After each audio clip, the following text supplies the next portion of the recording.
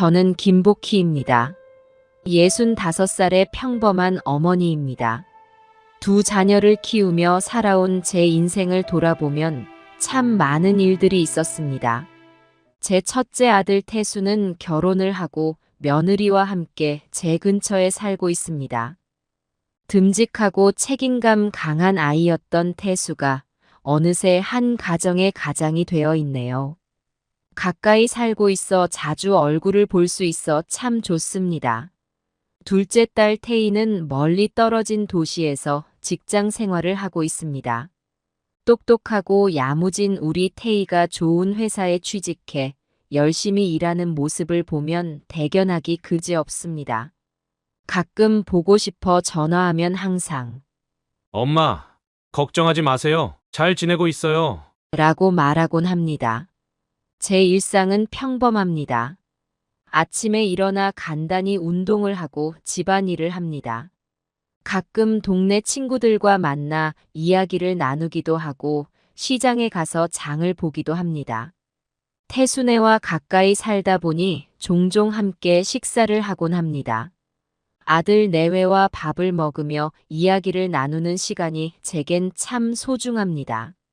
며느리가 바쁘다며 자주 오지 말라고 해도 전 그저 가족이 함께 모이는 시간이 좋을 뿐입니다. 어느 날 저녁 태순의 집에 갔을 때의 일입니다. 며느리가 상을 차리는 동안 태수와 이야기를 나누고 있었죠. 엄마, 요새 어떻게 지내세요? 태수가 물었습니다. 잘 지내지, 늘 그렇듯이. 너희는 어때? 태수는 잠시 머뭇거리더니 대답했습니다. 저희요? 뭐 그럭저럭이요? 태수의 표정이 좋지 않아 보였지만 더 이상 캐물을 수는 없었습니다. 며느리가 상을 들고 오고 있었거든요. 어머니, 식사하세요. 며느리가 상을 내려놓았습니다. 평소와 다름없는 반찬들이었지만 왠지 며느리의 표정이 좋지 않아 보였습니다. 저는 애써 밝은 목소리로 말했습니다. 고마워. 잘 먹을게. 식사를 하는 동안 어쩐지 무거운 분위기가 감돌았습니다. 태수와 며느리는 서로 말을 거의 하지 않았고 저 역시 어색한 침묵을 깨기가 힘들었습니다. 식사를 마치고 집으로 돌아오는 길 가슴이 무거웠습니다. 아들 내외의 관계가 좋지 않아 보이는 것 같아 걱정이 되었습니다. 하지만 그저 제가 너무 예민한 것일 수도 있다고 생각하며 마음을 달랬습니다. 집으로 돌아와 생각했습니다. 아들, 딸 그리고 며느리, 제 가족들이 모두 행복하기를 바라는 마음으로 잠이 들었습니다.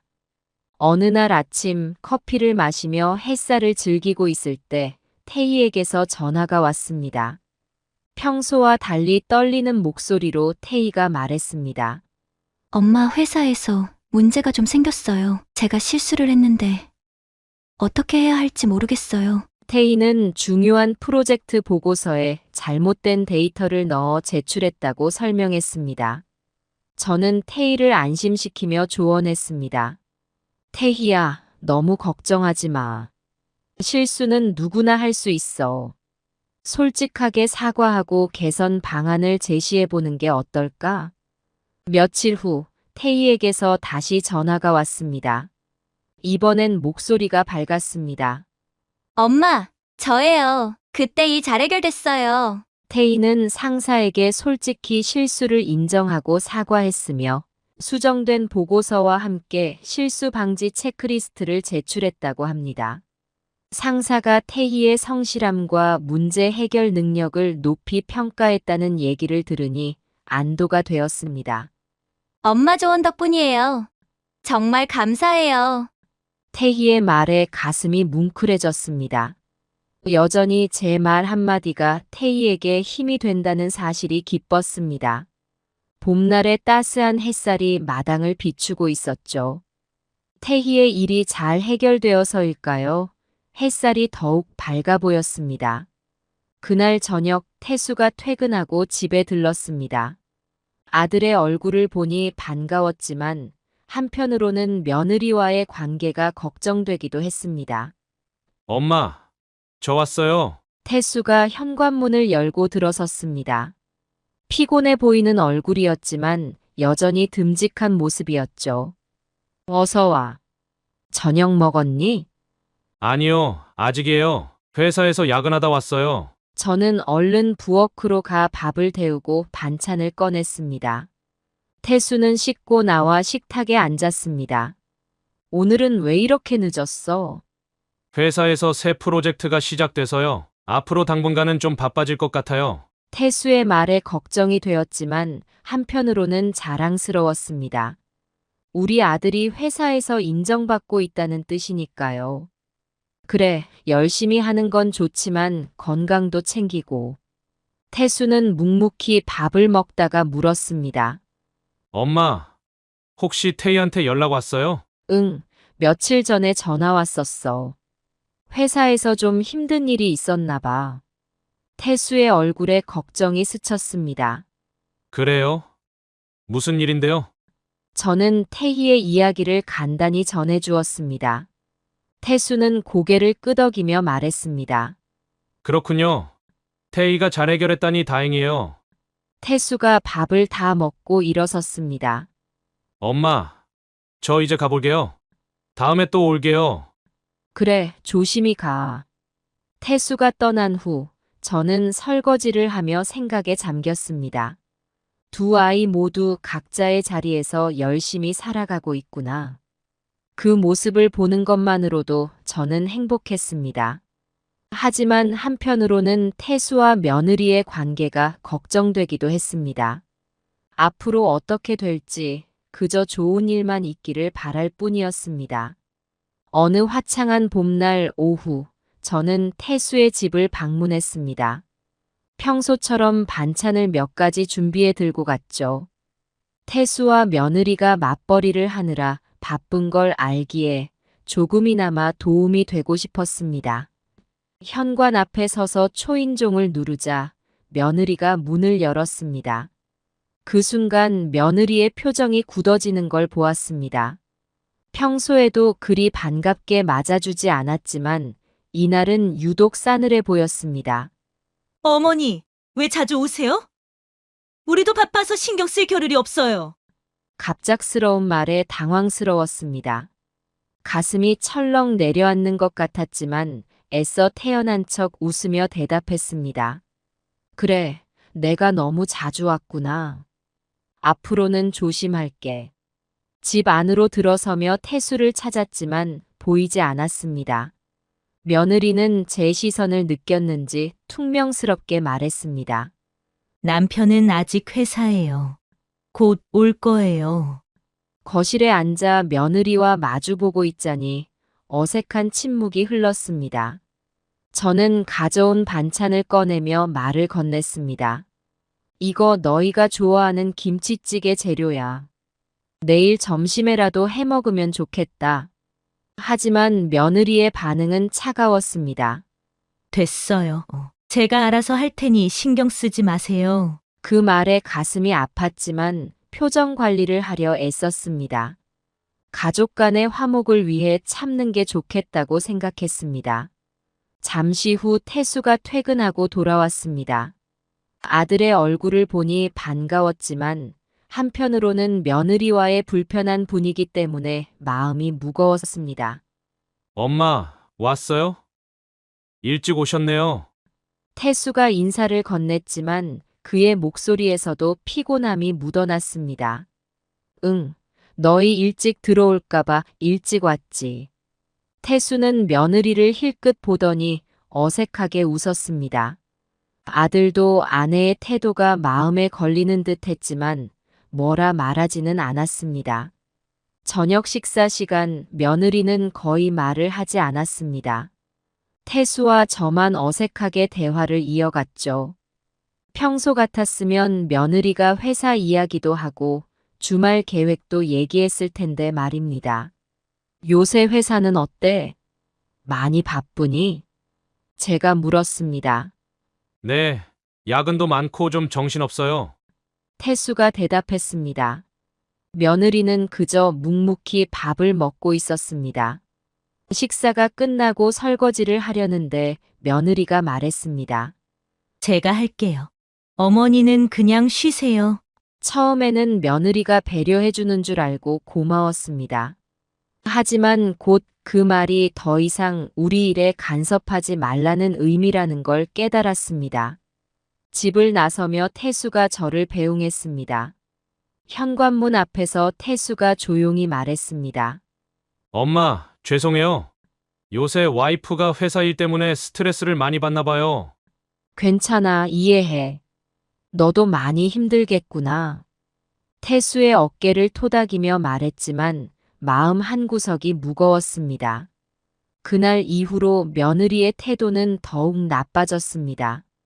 전화를 해도 받지 않았고 가끔 만나면 퉁명스럽게 대했습니다. 태수를 통해 안부를 물어도 바쁘다는 대답만 돌아왔죠. 한 달쯤 지났을까 태수에게서 전화가 왔습니다. 엄마, 죄송해요. 와이프가 한동안 엄마 집에 가기 싫대요. 제가 잘 타일러 볼게요. 그 말을 듣는 순간 가슴이 찢어지는 것 같았습니다. 내 아들의 가정에 더 이상 발을 들릴 수 없다니 이게 무슨 일인가 싶었습니다. 하지만 저는 애써 태어난 목소리로 대답했습니다. 알았어, 태수야. 너희 사정이 있겠지. 엄마는 괜찮으니까 너희 일에만 집중해.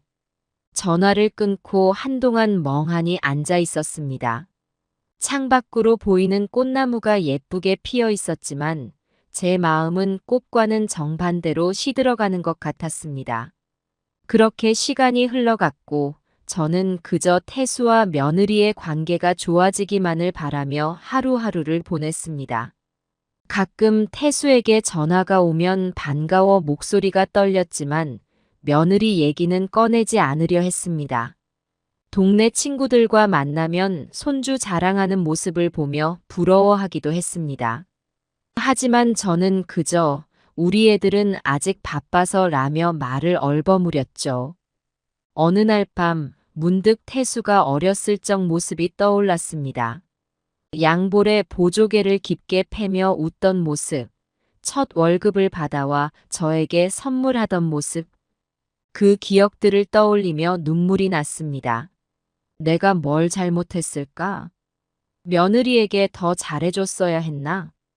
이런 생각을 하며 밤잠을 설치는 날이 많아졌습니다. 하지만 제가 할 수 있는 건 오직 기다리는 것뿐이었습니다. 언젠가 좋은 날이 올 거라는 희망을 품고 매일 아침 일어나 하루를 시작했습니다. 어느 날 태희에게서 기쁜 소식이 전해왔습니다. 오랜만에 휴가를 냈다며 집에 오겠다고 했죠. 딸아이 얼굴을 본 지도 꽤 되었는데 그 말을 듣자 마음이 한껏 들떴습니다. 태희가 도착하던 날 저는 아침부터 분주히 움직였습니다. 딸아이가 좋아하는 반찬들을 준비하고 방 청소도 꼼꼼히 했죠. 현관문 벨이 울리자 마음이 설렜습니다. 엄마, 왔어요. 태희가 환한 미소를 지으며 들어섰습니다. 어릴 적 모습 그대로 보조개가 깊게 패였죠. 어서 와, 우리 딸. 보니까 좋네. 꼭 안아주며 말했습니다. 태희의 품에서 도시의 분주함이 느껴졌지만 그래도 여전히 제 딸이었습니다.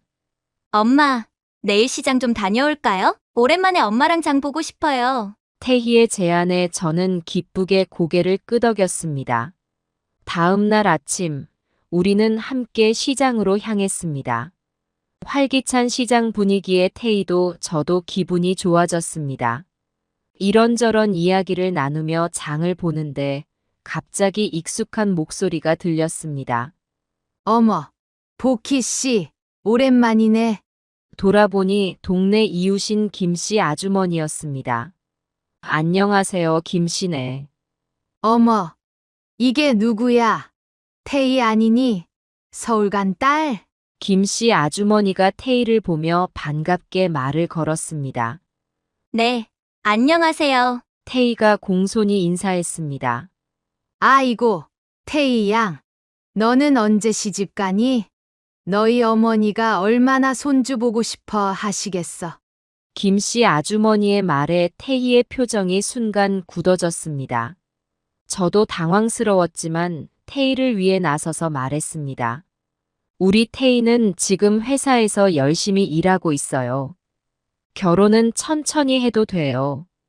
김씨 아주머니는 잠시 놀란 듯 했지만 이내 웃으며 말했습니다. 그래. 요즘 세상에 결혼이 늦어지는 게 당연하지. 태희야, 너 인생 너가 알아서 잘 살면 돼. 태희는 고개를 끄덕이며 미소 지었습니다. 우리는 김씨 아주머니와 인사를 나누고 다시 장을 보러 갔습니다. 시장을 한 바퀴 돌고 집으로 돌아오는 길, 태희가 말을 꺼냈습니다.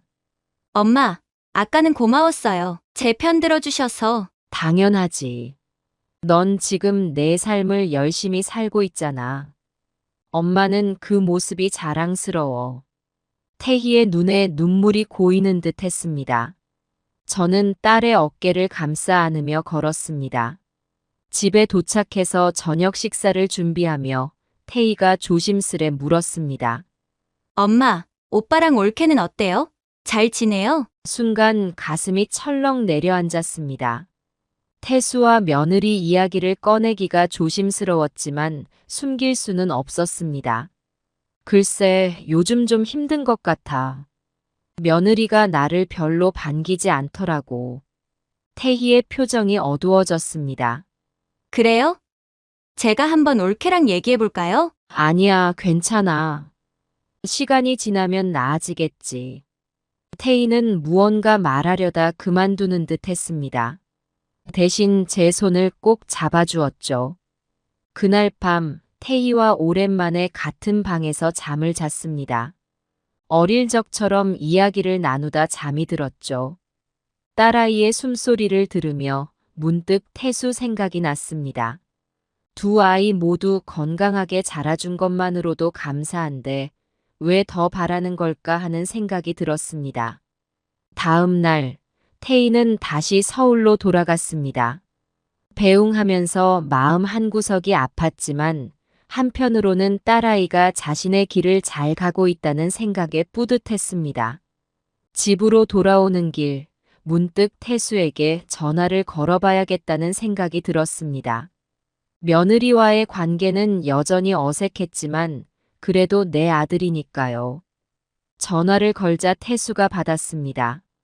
여보세요, 엄마? 그래, 태수야. 잘 지내니? 네, 엄마, 별일 없어요. 엄마는요? 나야 늘 그렇지. 그런데 태수야. 잠시 망설이다 말을 이었습니다. 혹시 시간 되면 한번 들러주겠니? 엄마가 너 좋아하는 반찬 해놓을게. 태수가 잠시 침묵했습니다. 그러더니 조금은 미안한 듯한 목소리로 대답했습니다. 알겠어요, 엄마. 주말에 한번 가볼게요. 전화를 끊고 나서 한숨이 나왔습니다. 예전 같았으면 당연히 갈게요 라고 했을 텐데 이제는 이렇게 어색해졌나 싶어 마음이 아팠습니다. 하지만 그래도 희망은 있었습니다. 태수가 온다고 했으니까요. 그날을 기다리며 저는 다시 하루하루를 보내기 시작했습니다. 시간이 흘러 가을이 깊어갈 무렵 태수와 며느리 사이의 갈등이 더욱 심해졌습니다. 아들 부부가 다투는 소리를 들을 때마다 제 마음도 찢어지는 것 같았습니다. 어느 날 밤 제 집 초인종이 요란하게 울렸습니다. 문을 열어보니 태수가 서 있었습니다. 눈이 붉어져 있었고 술 냄새가 났습니다. 태수야, 무슨 일이야? 엄마, 태수는 그 말만 하고는 제 품에 안겼습니다. 어린 시절 무서운 꿈을 꾸고 저를 찾아오던 때가 떠올랐습니다. 태수를 안으로 데리고 들어와 물을 한 잔 건넸습니다. 태수는 물을 마시고 나서야 겨우 말문을 열었습니다. 엄마. 저희 부부 사이가 많이 안 좋아요. 어떻게 해야 할지 모르겠어요. 가슴이 철렁 내려앉았습니다. 예상은 했지만 막상 태수의 입에서 그 말을 듣자 현실감이 느껴졌습니다. 무슨 일인데? 많이 심각해. 태수는 한숨을 쉬더니 말을 이어갔습니다. 처음엔 사소한 일들로 다투기 시작했어요. 집안일이나 돈 문제. 그런데 점점 서로를 이해하지 못하게 된 것 같아요. 저는 태수의 이야기를 들으며 마음이 아팠습니다. 한편으로는 제가 며느리에게 더 잘해줬다면 이런 일이 없었을까 하는 생각도 들었습니다. 태수야, 부부 사이에 어려움은 있을 수 있어. 서로 이해하고 대화를 많이 나눠보렴. 태수는 고개를 끄덕였지만 그의 눈에는 여전히 불안함이 가득했습니다. 알아요, 엄마. 노력하고 있어요. 하지만 때로는 너무 힘들어요. 태수의 말에 제 마음도 무거워졌습니다. 아들의 행복을 바라는 마음에 조언을 해주고 싶었지만 한편으로는 간섭하는 것 같아 조심스러웠습니다. 태수야, 엄마가 뭐 도와줄 일 없을까? 태수는 고개를 저었습니다. 괜찮아요, 엄마. 저희가 해결해야 할 문제예요. 그냥 이렇게 엄마 곁에 있으니까 마음이 좀 편해져요. 그날 밤 태수는 제 집에서 잠을 잤습니다. 어릴 적 사용하던 방에 누워있는 아들을 보니 가슴이 먹먹해졌습니다. 다음 날 아침 태수는 출근 준비를 하며 말했습니다. 엄마, 어제는 죄송해요. 술김에 이렇게 와서. 괜찮아, 우리 아들. 언제든 엄마한테 와도 돼. 태수는 씁쓸하게 웃으며 집을 나섰습니다. 그 후로도 태수와 며느리의 갈등은 계속되었습니다. 가끔 태수가 전화를 해서 힘들다고 털어놓곤 했죠. 저는 그때마다 아들을 위로하고 조언해 주려 노력했지만 제 말이 얼마나 도움이 될지 의문이었습니다. 한편 며느리와는 연락이 거의 끊겼습니다. 태수를 통해 안부를 물어도 대답이 없었고 제가 직접 전화를 걸어도 받지 않았습니다. 그렇게 몇 달이 지나갔습니다. 태수와 며느리의 관계는 나아질 기미가 보이지 않았고 저는 그저 멀리서 지켜볼 수밖에 없었습니다.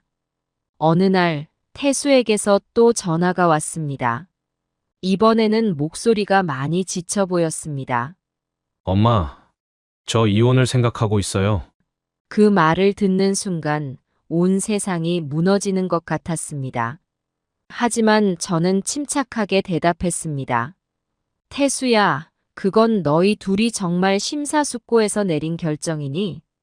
네, 엄마, 많이 고민했어요. 하지만 이제는 더 이상 함께 할 수 없을 것 같아요. 태수의 목소리에서 결심한 듯한 톤이 느껴졌습니다. 저는 한동안 말을 잇지 못했습니다. 아들의 결혼 생활이 끝나간다는 사실이 너무나 슬펐지만 한편으로는 그의 결정을 존중해야 한다는 생각도 들었습니다. 알겠다, 태수야. 너가 결정한 거라면 엄마는 너의 편이야. 전화를 끊고 나서 저는 오랫동안 창밖을 바라보며 생각에 잠겼습니다. 태수의 결혼식 날 활짝 웃던 그의 모습이 떠올랐습니다. 그때는 이런 날이 올 줄 몰랐는데 그날 밤 잠을 이루지 못하고 뒤척이다 일어나 옛 앨범을 꺼내 보았습니다. 태수의 어린 시절 사진들, 며느리와 함께 찍은 사진들. 그 모든 추억들이 이제는 끝나가는 것인가 하는 생각에 눈물이 났습니다. 하지만 저는 알고 있었습니다. 제가 할 수 있는 것은 아들의 결정을 지지해주고 태수가 새로운 삶을 시작할 수 있도록 옆에서 힘이 되어주는 것뿐이라는 걸 말이죠. 그렇게 저는 태수의 이혼 소식을 받아들이며 앞으로 다가올 변화를 준비하기 시작했습니다. 제 생일이 다가왔습니다. 예전 같았으면 태수와 며느리가 함께 와서 축하해줬을 텐데 이번에는 어떨지 걱정되었습니다. 생일 당일 태수에게서 전화가 왔습니다. 엄마, 생일 축하드려요. 저녁에 제가 와이프랑 같이 갈게요. 태수의 말에 놀랐습니다. 이혼을 결심했다던 아들이 며느리와 함께 온다니 무슨 일인지 궁금했지만 더 묻지 않았습니다. 그래, 고마워. 기다릴게. 저녁이 되자 태수와 며느리가 함께 왔습니다.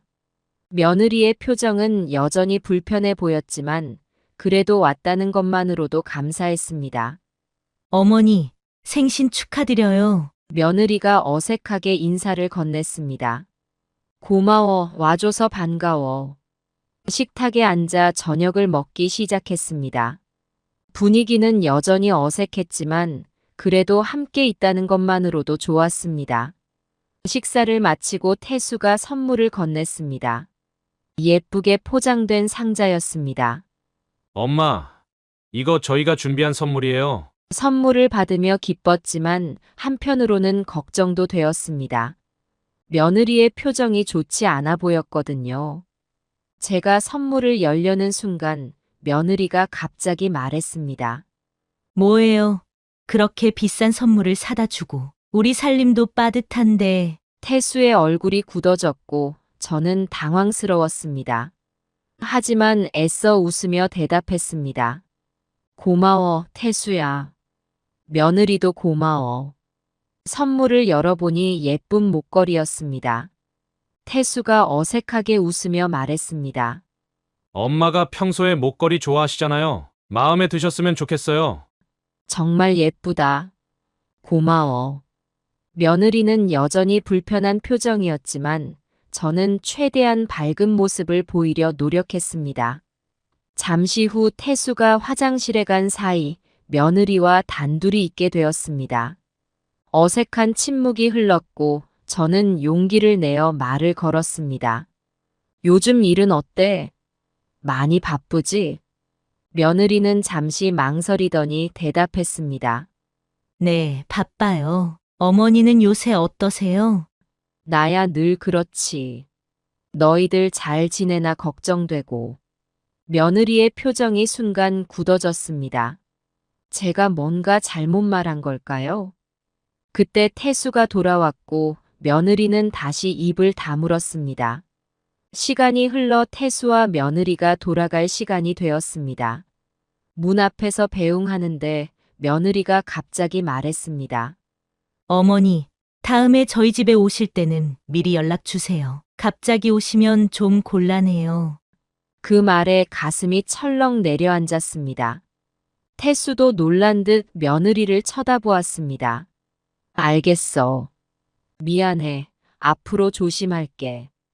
태수와 며느리가 떠나고 난 후 저는 한동안 현관 앞에 서 있었습니다. 기쁘고도 슬픈 생일이었습니다. 집으로 들어와 태수가 준 목걸이를 다시 꺼내 보았습니다. 예쁜 목걸이였지만 왠지 마음이 무거웠습니다. 그날 밤 잠자리에 들면서 생각했습니다. 태수와 며느리가 이혼 얘기까지 했는데 오늘 함께 온 것은 어떤 의미일까?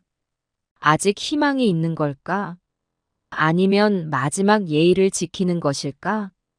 복잡한 생각에 잠을 이루지 못하고 뒤척이다 결국 일어나 앉았습니다. 창밖으로 보이는 달을 바라보며 한숨을 쉬었습니다. 하늘에 계신 당신, 우리 아들 좀 돌봐주세요. 행복하게 해주세요. 남편이 살아있었다면 이런 상황에 어떻게 대처했을까 하는 생각이 들었습니다. 그리고 문득 태희 생각도 났습니다. 내일은 태희에게 전화해서 오늘 있었던 일을 얘기해야겠다고 마음먹었습니다. 그렇게 또 하루가 지나갔습니다. 생일이라는 특별한 날도 결국 우리 가족의 복잡한 현실을 바꾸지는 못했습니다. 하지만 그래도 포기하지 않고 함께 모였다는 것, 그것만으로도 작은 희망이 되었습니다. 앞으로 어떤 일들이 벌어질지 모르겠지만 저는 우리 가족이 언젠가는 다시 화목해질 수 있기를 간절히 바랬습니다. 가을이 깊어가던 어느 날 갑자기 감기에 걸렸습니다. 처음에는 대수롭지 않게 여겼는데 며칠이 지나도 차도가 없더군요. 결국 병원에 가보니 독감이라고 했습니다. 할머니, 독감이 심하시네요. 당분간 집에서 푹 쉬세요. 의사 선생님의 말씀에 고개를 끄덕였지만 걱정이 되었습니다. 혼자 사는 집이라 누군가의 도움 없이 며칠을 버티기가 쉽지 않을 것 같았거든요. 집에 돌아와 침대에 누웠는데 온몸이 쑤시고 열이 올랐습니다. 태수에게 연락할까 하다가 그만두었습니다. 요즘 태수와 며느리 사이가 좋지 않은데 제 병간호까지 시키면 부담될 것 같았거든요. 하루, 이틀. 시간이 지날수록 상태가 나빠졌습니다. 겨우 물 한 잔 마시는 것도 힘들었습니다. 그때 문득 태희 생각이 났습니다. 아무리 생각해도 태희에게 연락하는 것 말고는 방법이 없어 보였습니다. 떨리는 손으로 전화를 걸었습니다. 여보세요, 엄마? 태희야, 엄마가 좀 아파. 제 목소리를 들은 태희가 놀란 듯 했습니다. 엄마, 많이 아프세요? 제가 지금 당장 갈게요. 태희의 말에 안도의 한숨이 나왔습니다. 몇 시간 후 태희가 급히 집으로 돌아왔습니다. 문을 열고 들어오는 태희의 모습을 보자 눈물이 났습니다. 엄마, 어디가 아프세요? 왜 진작 연락 안 하셨어요? 태희는 제 이마에 손을 대더니 깜짝 놀랐습니다. 엄마, 열이 너무 높아요. 병원부터 가요. 태희의 부축을 받으며 병원에 다시 갔습니다. 의사 선생님은 독감 증세가 심해졌다며 입원을 권했습니다. 병실에 누워있는 동안 태희는 곁을 한시도 떠나지 않았습니다. 밤새 제 곁에서 간호를 해주었죠. 태희야, 미안해. 너가 이렇게 고생하게 해서. 엄마, 무슨 소리예요? 당연히 제가 해야죠. 태희의 말에 가슴이 뭉클해졌습니다. 다음 날 태수에게서 전화가 왔습니다. 태희가 연락했나 봅니다. 엄마, 많이 아프세요? 제가 지금 가고 있어요. 얼마 후 태수가 병실에 들어왔습니다. 태수의 얼굴에는 걱정과 미안함이 가득했습니다. 엄마, 죄송해요. 제가 진작 알았어야 했는데. 괜찮아, 태수야. 엄마는 괜찮아. 태수는 태희와 함께 제 병간호를 도왔습니다. 두 아이가 오랜만에 함께 있는 모습을 보니 마음이 따뜻해졌습니다. 하지만 며느리는 한 번도 찾아오지 않았습니다. 태수를 통해 안부만 전했을 뿐이죠. 어머니께 죄송하다고 전해주세요. 저는 일이 바빠서 가볼 수가 없네요. 태수가 전해준 며느리의 말에 마음이 아팠지만 이해하려 노력했습니다. 일주일 정도 지나자 건강이 많이 회복되었습니다. 퇴원하는 날 태희와 태수가 함께 저를 집으로 데려다 주었습니다. 엄마, 제가 며칠 더 있다 갈게요. 엄마 건강 완전히 회복될 때까지 돌봐드릴게요. 태희의 말에 고마웠지만 한편으로는 미안했습니다. 아니야, 태희야. 너 일도 있을 텐데. 괜찮아요, 엄마. 제가 휴가 냈어요. 태수도 말했습니다. 엄마, 저도 자주 들르게요. 걱정 마세요. 두 아이의 마음씨가 고마워 눈시울이 붉어졌습니다. 그렇게 며칠을 태희의 간호를 받으며 지냈습니다. 태수도 퇴근 후 매일 들러 제 건강을 살폈죠. 하지만 며느리는 끝내 오지 않았습니다. 태수를 통해 전해 듣는 안부 인사만이 전부였죠. 어느 날 밤 태희와 이야기를 나누다 며느리 얘기가 나왔습니다. 엄마, 올케 언니가 오지 않아서 서운하시죠? 아니야, 바쁜가 보다. 태희는 한숨을 쉬며 말했습니다. 엄마, 제가 보기에는 오빠랑 올케 언니 사이가 정말 안 좋아 보여요. 저는 잠시 말을 고르다 대답했습니다. 그래, 요즘 많이 힘들어 하더라. 태희는 제 손을 잡으며 말했습니다. 엄마, 너무 걱정 마세요. 오빠도 언젠가는 좋은 결정을 내릴 거예요. 태희의 말에 고개를 끄덕였지만 마음 한구석이 무거웠습니다. 건강을 회복하고 일상으로 돌아왔지만 아들 부부의 관계에 대한 걱정은 여전했습니다. 하지만 이번 일을 통해 두 아이가 저를 얼마나 사랑하는지 다시 한번 느낄 수 있었습니다. 그것만으로도 제겐 큰 위로가 되었습니다. 겨울이 시작될 무렵 태수가 저를 저녁 식사에 초대했습니다. 오랜만에 아들 내외와 함께 식사를 한다는 생각에 설레면서도 한편으로는 걱정이 되었습니다. 태수의 집에 도착하자 며느리가 문을 열어주었습니다. 표정이 좋지 않아 보였지만 억지로라도 미소를 지으려 노력하는 모습이었습니다. 어서 오세요, 어머니. 거실에 들어서자 태수가 반갑게 맞이해 주었습니다. 엄마, 오셨어요? 얼른 앉으세요. 식탁에 앉아 음식을 기다리는 동안 어색한 침묵이 흘렀습니다. 태수가 어색한 분위기를 풀려고 이런저런 이야기를 했지만 며느리는 거의 대답을 하지 않았습니다. 드디어 며느리가 음식을 가져왔습니다. 그런데 제 앞에 놓인 반찬들을 보고 깜짝 놀랐습니다. 다른 사람들 앞에 있는 반찬과는 달리 제 앞에 있는 반찬들은 모두 색이 변하고 냄새가 나는 것들이었습니다. 태수도 이상한 낌새를 눈치챘는지 며느리를 쳐다보았습니다. 여보, 이게 무슨 일이야? 며느리는 아무렇지 않은 듯 대답했습니다. 뭐가요? 그냥 냉장고에 있던 거 꺼내왔어요. 저는 당황스러웠지만 분위기를 망치고 싶지 않아 아무 말도 하지 않았습니다. 하지만 태수가 참지 못하고 폭발했습니다. 태수의 얼굴이 불그락푸르락해지더니 갑자기 식탁 위의 그릇들을 팔로 쓸어버렸습니다. 어머니께 이런 걸 드시라고 주는 거야? 너 정신이 있어? 이게 무슨 짓이야? 엄마가 뭘 그렇게 잘못하셨다고 이런 걸 드려? 난 정말 이해가 안 가. 너 요즘 엄마한테 어떻게 대하는지 알아? 매번 얼굴 찌푸리고 말대꾸하고 이게 처음이 아니잖아. 엄마가 오실 때마다 넌 불편해하고 피하려고 하고 도대체 왜 그러는 거야? 우리 엄마가 뭘 그렇게 힘들게 해? 그저 가끔 오시는 것뿐인데 그게 뭐가 그렇게 문제야? 너희 부모님 올 때는 아무 말도 안 하더니 엄마는 우리를 위해 걱정하시고 조언해 주시는 것뿐이야. 그게 그렇게 힘들어? 너 정말 엄마를 우습게 보는 거 아니야? 이게 네가 말하는 노력이야? 썩은 반찬을 드리는 게?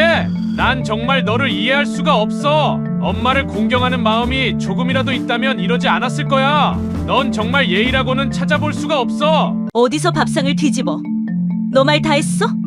내가 뭘 잘못했다고 그래? 내가 일부러 그랬다고 생각해? 그래, 실수야. 넌 뭘 안다고 이래? 내가 어떻게 대한다는 거야? 시어머니 모시느라 힘들어 죽겠는데 가끔이라고? 일주일에 3번씩 오시는 게 가끔이야? 너 제정신이야? 우리 부모님이랑 비교하지 마. 적어도 우리 부모님은 너한테 무례하게 굴지 않아. 난 그저 시어머니 뜻대로 다 해드리려고 노력했어. 근데 넌 그걸 몰라주잖아. 그건 실수라고 했잖아. 넌 왜 내 말은 하나도 안 믿는 거야? 귀가 먹었어. 그건 너가 일방적으로 보는 거야. 난 최선을 다해 시어머니를 모시고 있어. 넌 내 입장은 생각해 본 적 있어? 그래, 솔직히 멀리하고 싶어. 왜 이렇게 자주 와? 우리 사생활은 어디 있는 거야? 아이같이 살까? 문제가 많지. 매번 와서 이래라 저래라 간섭하시잖아. 우리가 애야? 그렇게 간섭받을 나이야? 나는 네가 우리 엄마를 진심으로 대하지 않는다는 걸 알아. 넌 처음부터 엄마를 싫어했지? 노력? 이런 식으로 엄마를 대하는 게 노력이야? 너 정말 뻔뻔하다. 이해? 썩은 반찬을 드리는 걸 어떻게 이해해? 너가 정상이야? 썩은 반찬 드리는 건 너의 진심을 보여주는 거야. 너는 정말로 우리 엄마를 싫어하는 거지? 인정해. 너 정말 우리 엄마한테 그런 마음이었어? 어떻게 그럴 수 있어? 우리 엄마가 얼마나 너를 위해 애쓰셨는데. 넌 정말 배은망덕하다. 강요. 엄마는 그저 조언을 해주시는 거야. 너는 그 마음도 몰라주냐? 너는 정말 엄마의 마음을 몰라. 엄마는 우리를 위해 그러시는 거라고. 넌 그걸 왜 모르는 거야? 그래서 어쩌자는 거야? 이혼이라도 하자고? 그래, 차라리 이혼하는 게 나아. 이렇게 사는 것보다는 이혼하자고. 이제 정말 지쳤어. 너희 가족과 이렇게 살 자신 없어. 못 살겠어. 너 말이 맞아. 난 니네 어머니가 싫어. 너무 참견하시고 우리 삶에 너무 깊이 관여하셔. 그게 무슨 애쓰심이야? 그저 자기 방식대로 살라고 강요하시는 것뿐이지. 조언, 그게 조언이야? 매사에 이래라 저래라 하는 게 그냥 간섭이지. 난 숨 막혀 죽겠어. 이렇게는 더 이상 못 살아. 답답해. 넌 엄마의 아들이기 전에 내 남편이어야 해. 근데 그게 안 되잖아. 넌 나를 전혀 배려하지 않잖아. 항상 너희 어머니 일만 생기면 나는 안중에도 없어. 난 뭐야? 그냥 가구야? 난 그저 나답게 살려고 한 것뿐이야. 왜 자꾸 시어머니와 나를 비교하는 거야? 난 시어머니가 아니라고. 너 정말 그렇게 생각해? 내가 그렇게 못난 남편이야? 넌 정말 나쁜 여자야. 어떻게 우리 엄마를 이렇게 대할 수 있어?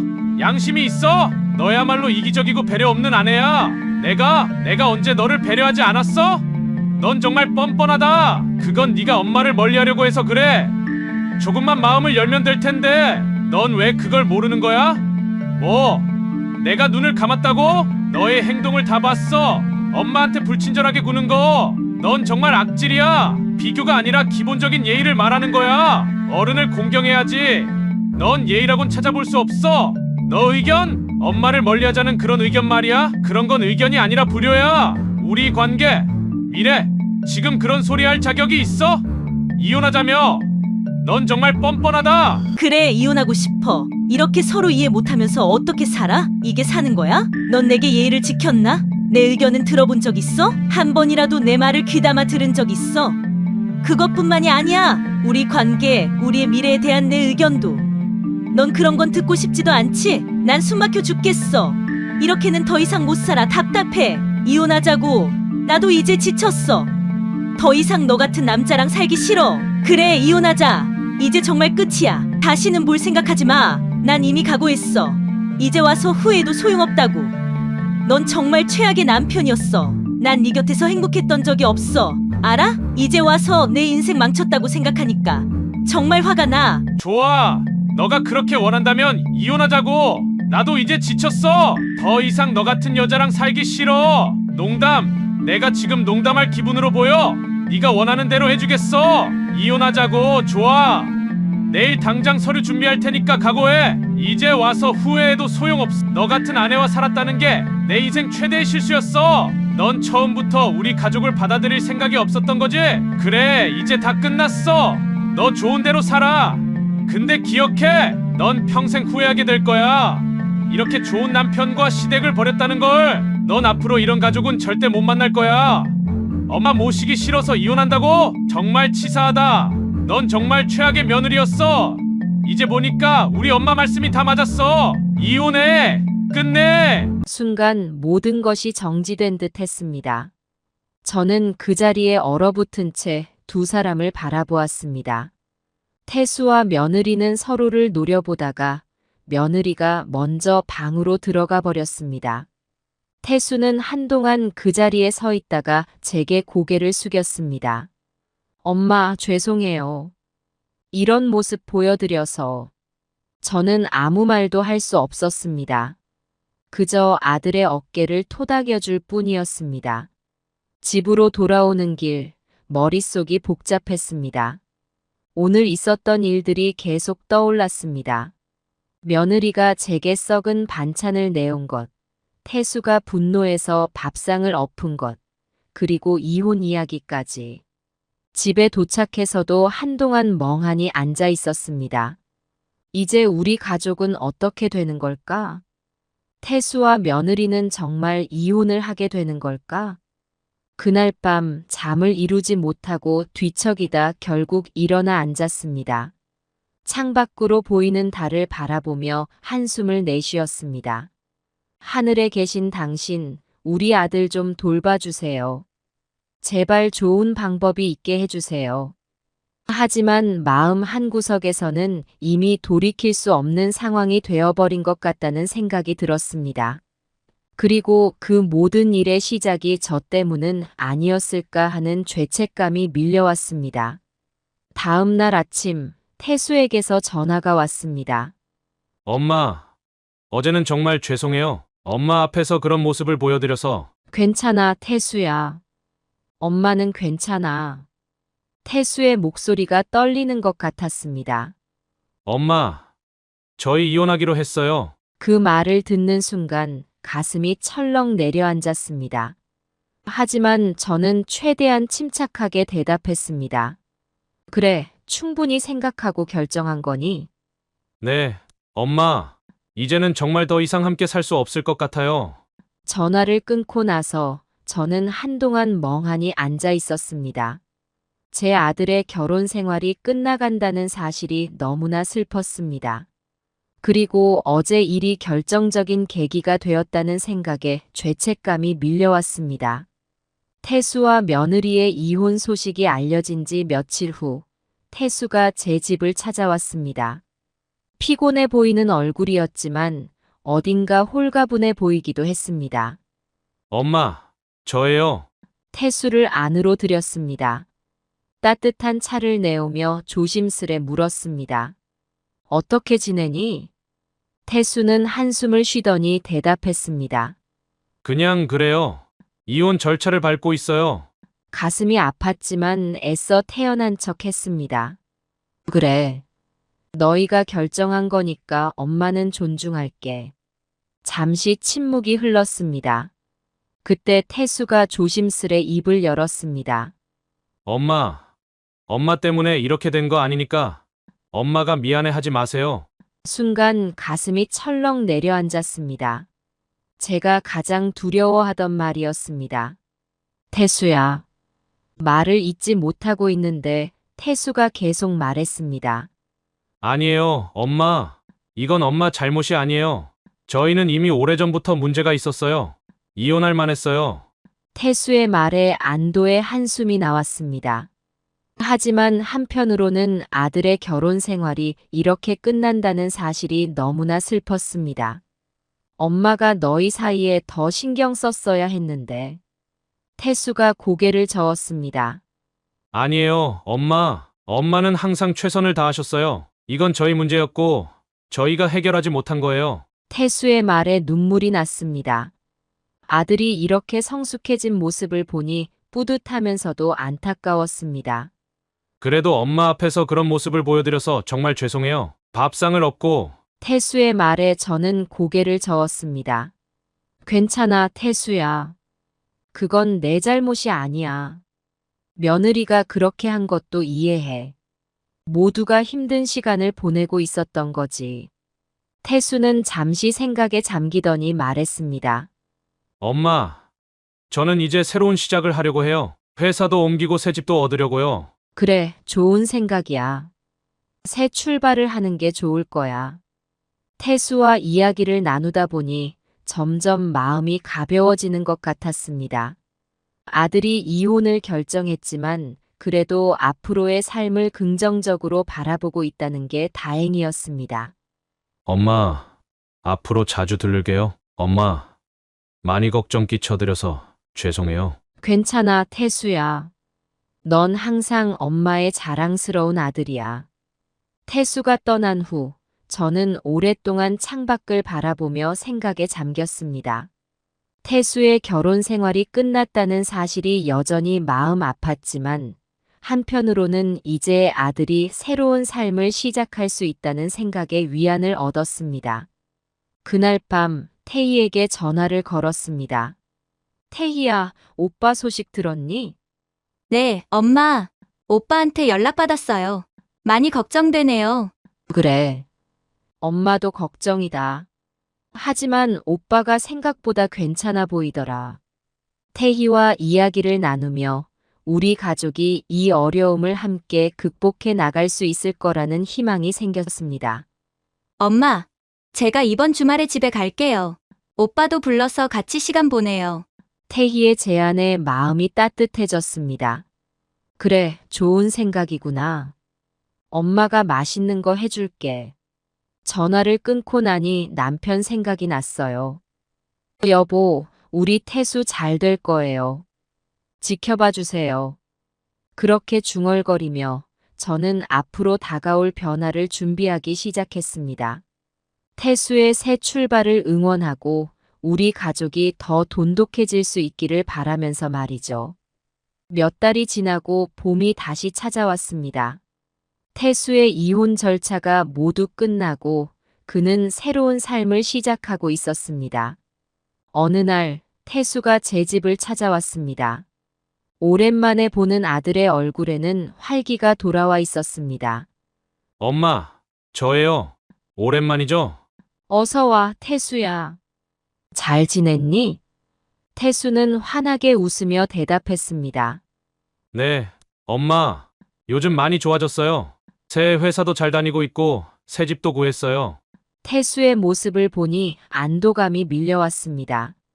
이혼 후 아들이 어떻게 지낼지 걱정이 많았는데 생각보다 잘 적응하고 있는 것 같아 다행이었습니다.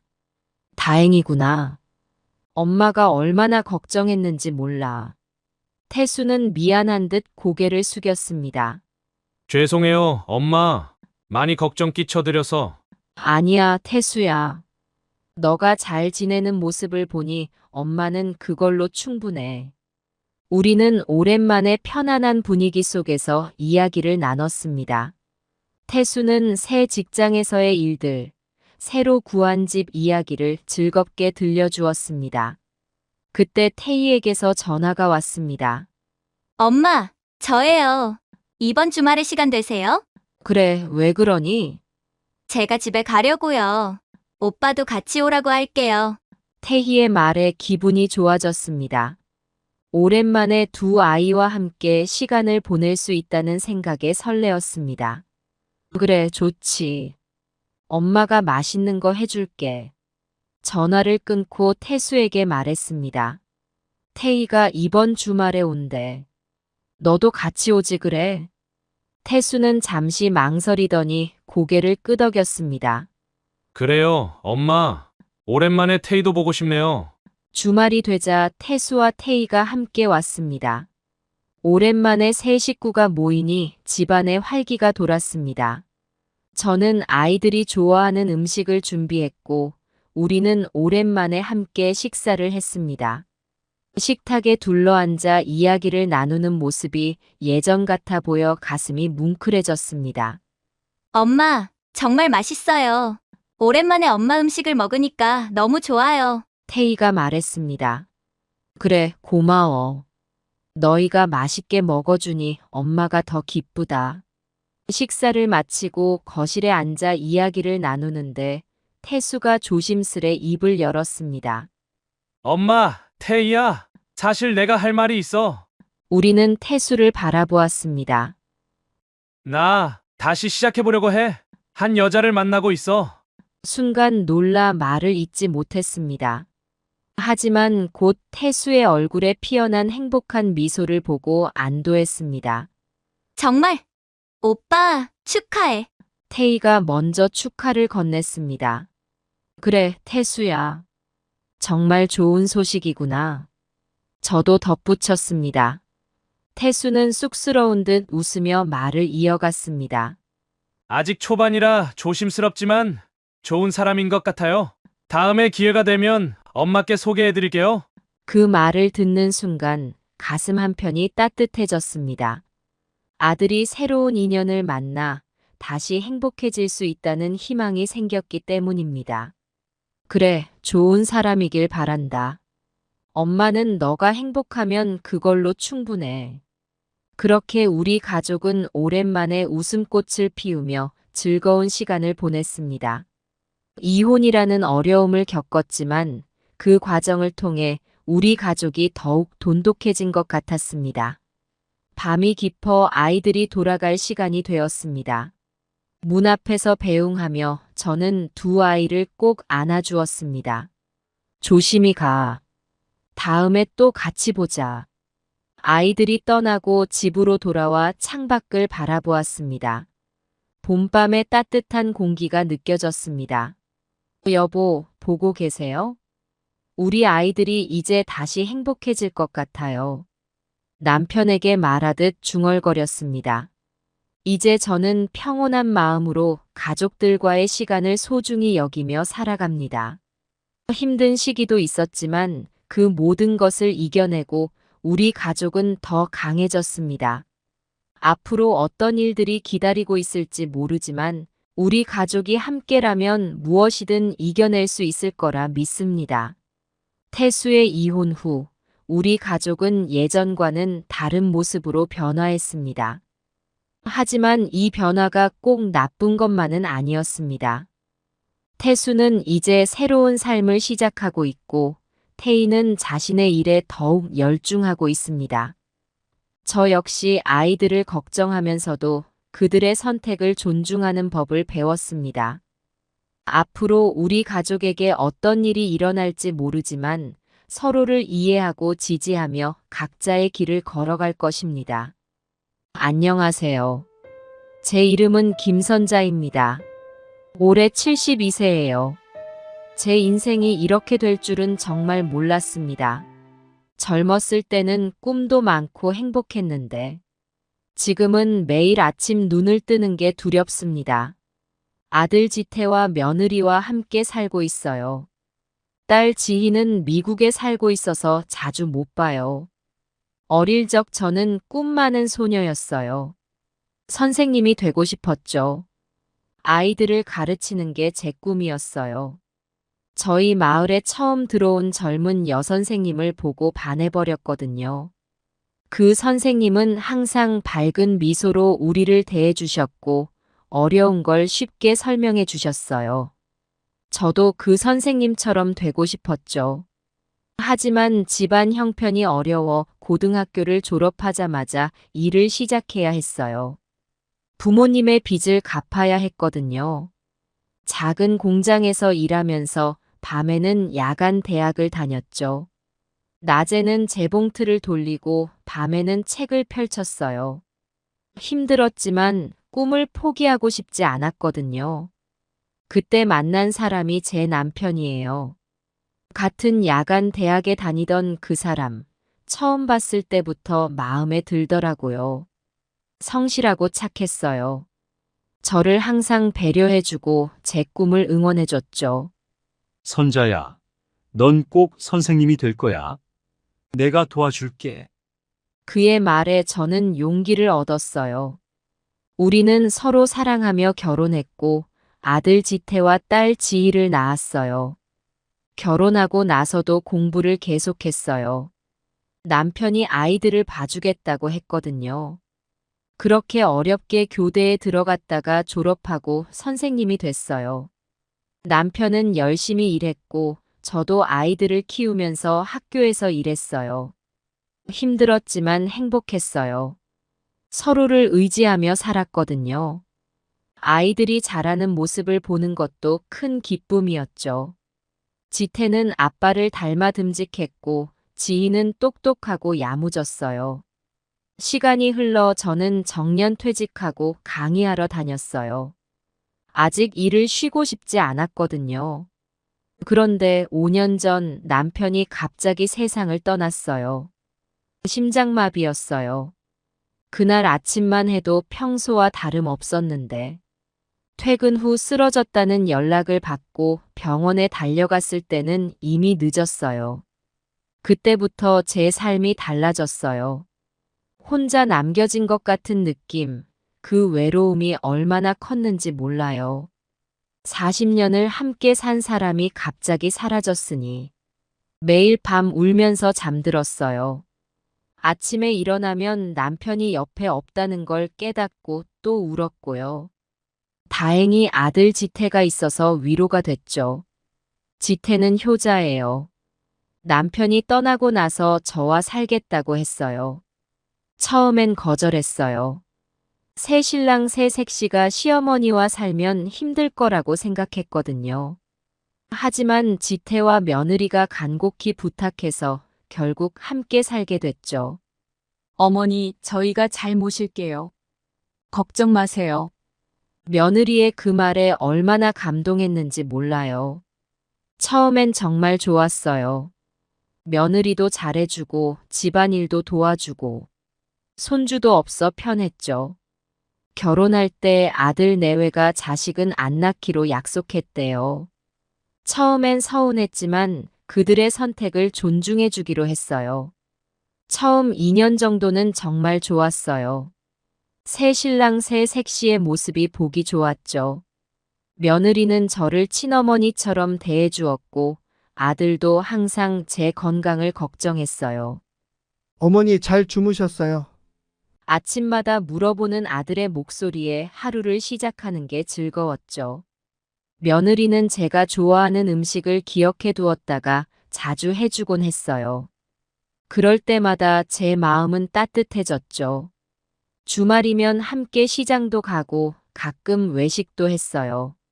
시장에 가면 며느리가 제 팔짱을 끼고 다니며 이것저것 물어보곤 했죠.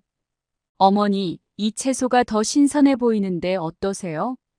그렇게 함께 장을 보고 요리를 하는 시간이 참 즐거웠어요.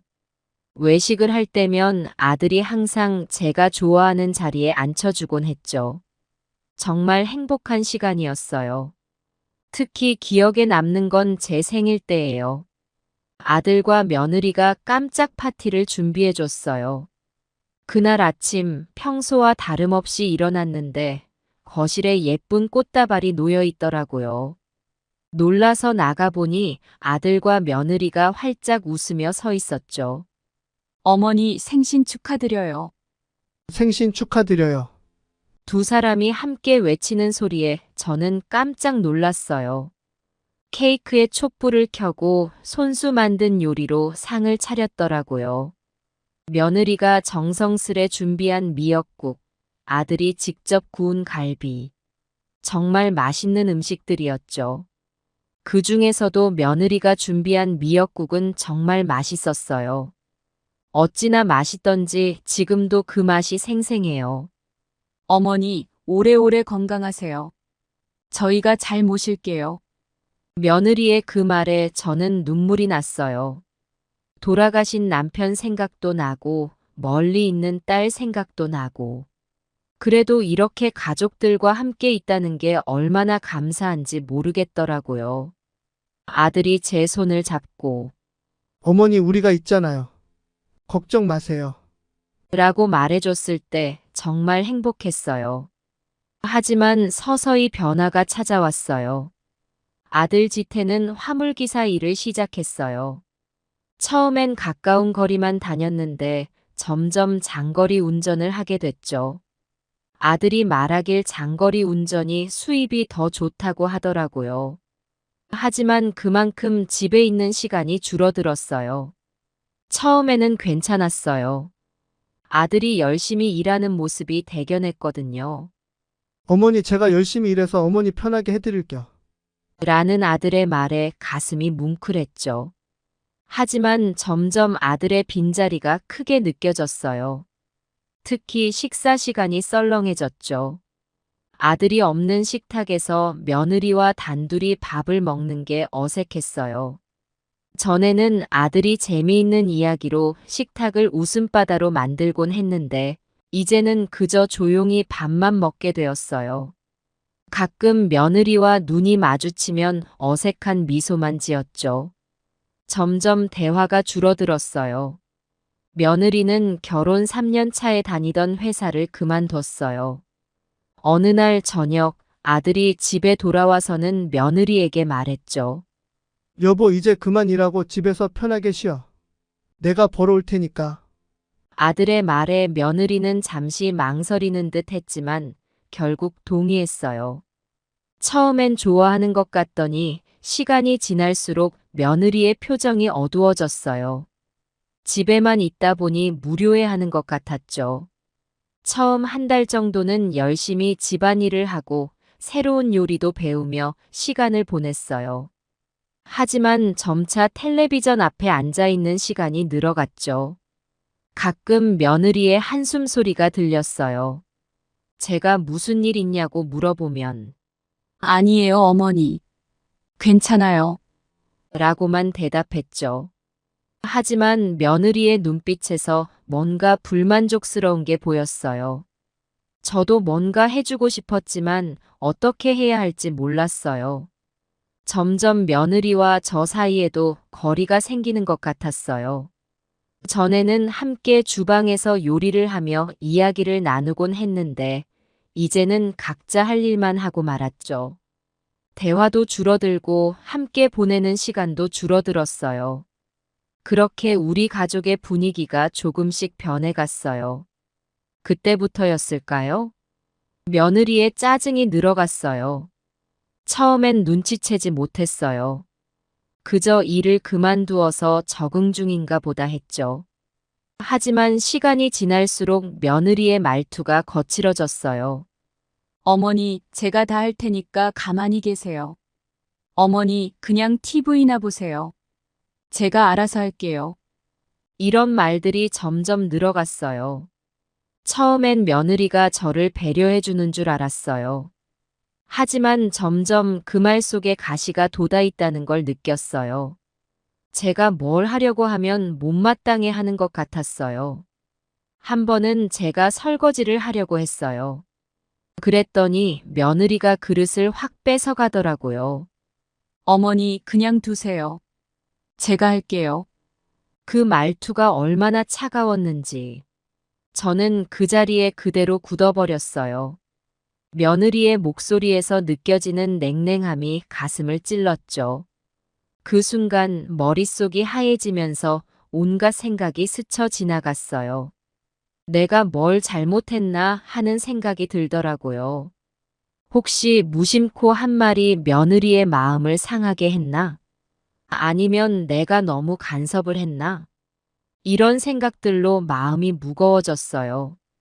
저도 그 즈음 큰 변화를 겪고 있었어요. 3년 전 교통사고를 당했거든요. 그날은 평범한 날이었어요. 늘 가던 길을 걸어 시장에 가려고 했죠. 횡단보도를 건너는데 갑자기 어디선가 오토바이가 튀어나왔어요. 순식간에 일어난 일이라 피할 새도 없었죠. 오토바이와 부딪히는 순간 세상이 빙글빙글 돌더니 정신을 잃었어요. 다행히 큰 사고는 아니었어요. 생명에는 지장이 없었죠. 하지만 무릎을 심하게 다쳤어요. 의사 선생님 말씀으로는 연골이 손상됐다고 하더라고요. 그 후로 걷는 게 무척 불편해졌어요. 한 발자국 내디딜 때마다 무릎에서 뚝뚝 소리가 나고 통증이 찾아왔죠. 병원에 다니며 재활치료를 받았어요. 매일같이 병원에 가서 물리치료도 받고 운동도 했죠. 처음엔 나아질 거란 희망이 있었어요.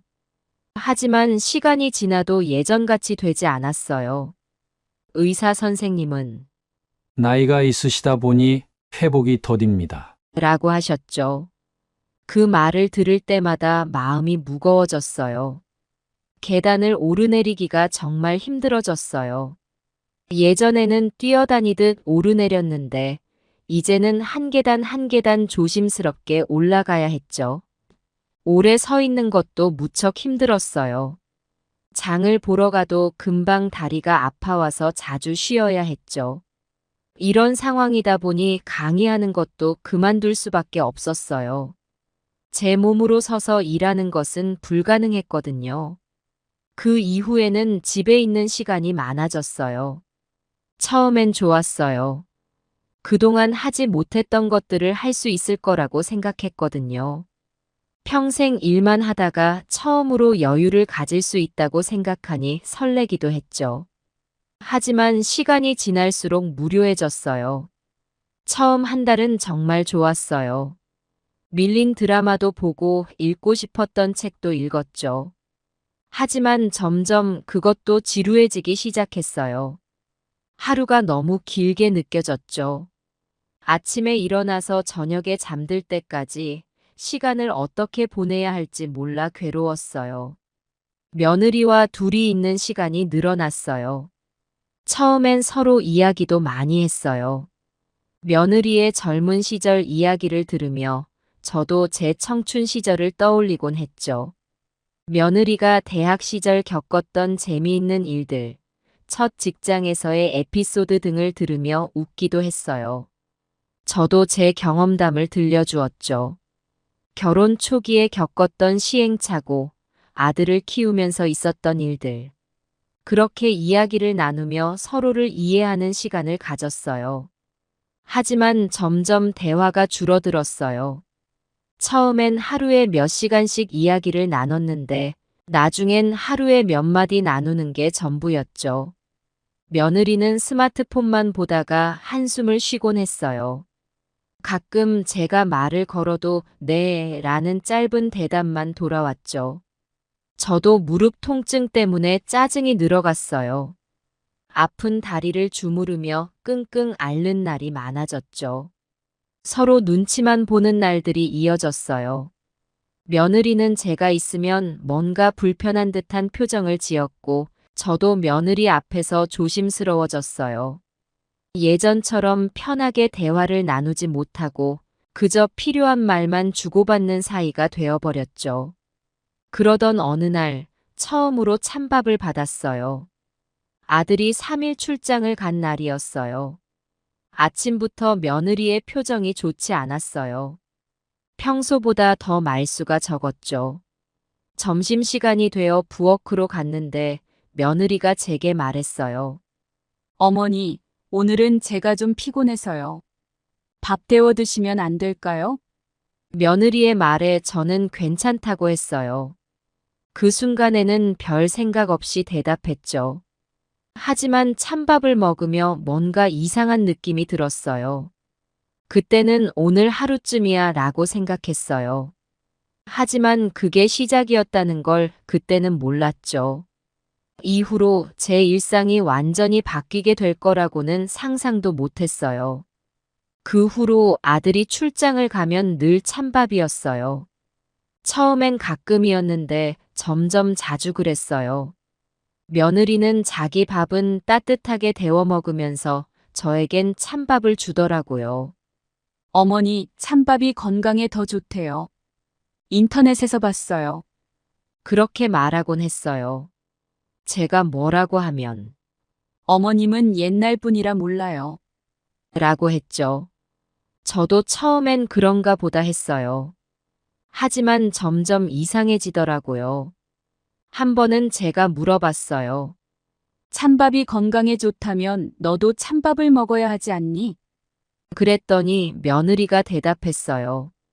어머니, 저는 아직 젊어서 괜찮아요. 어머님 연세에는 찬밥이 더 좋대요. 그 말을 듣는 순간 가슴이 찢어지는 것 같았어요.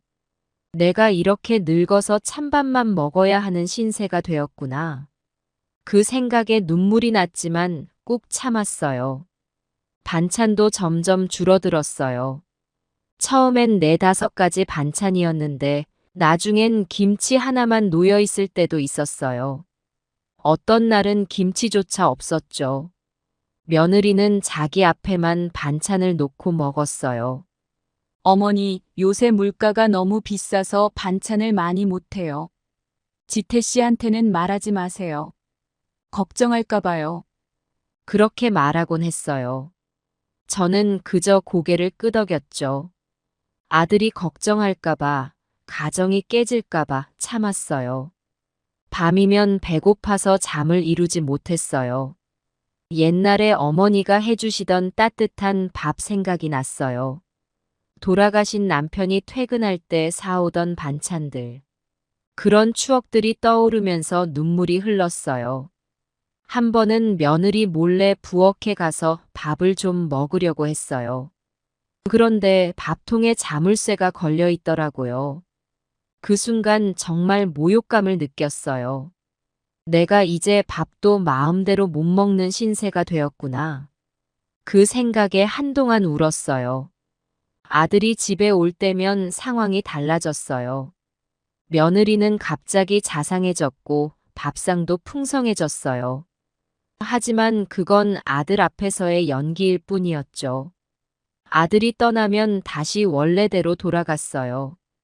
어머니 많이 드세요. 제가 정성껏 만들었어요.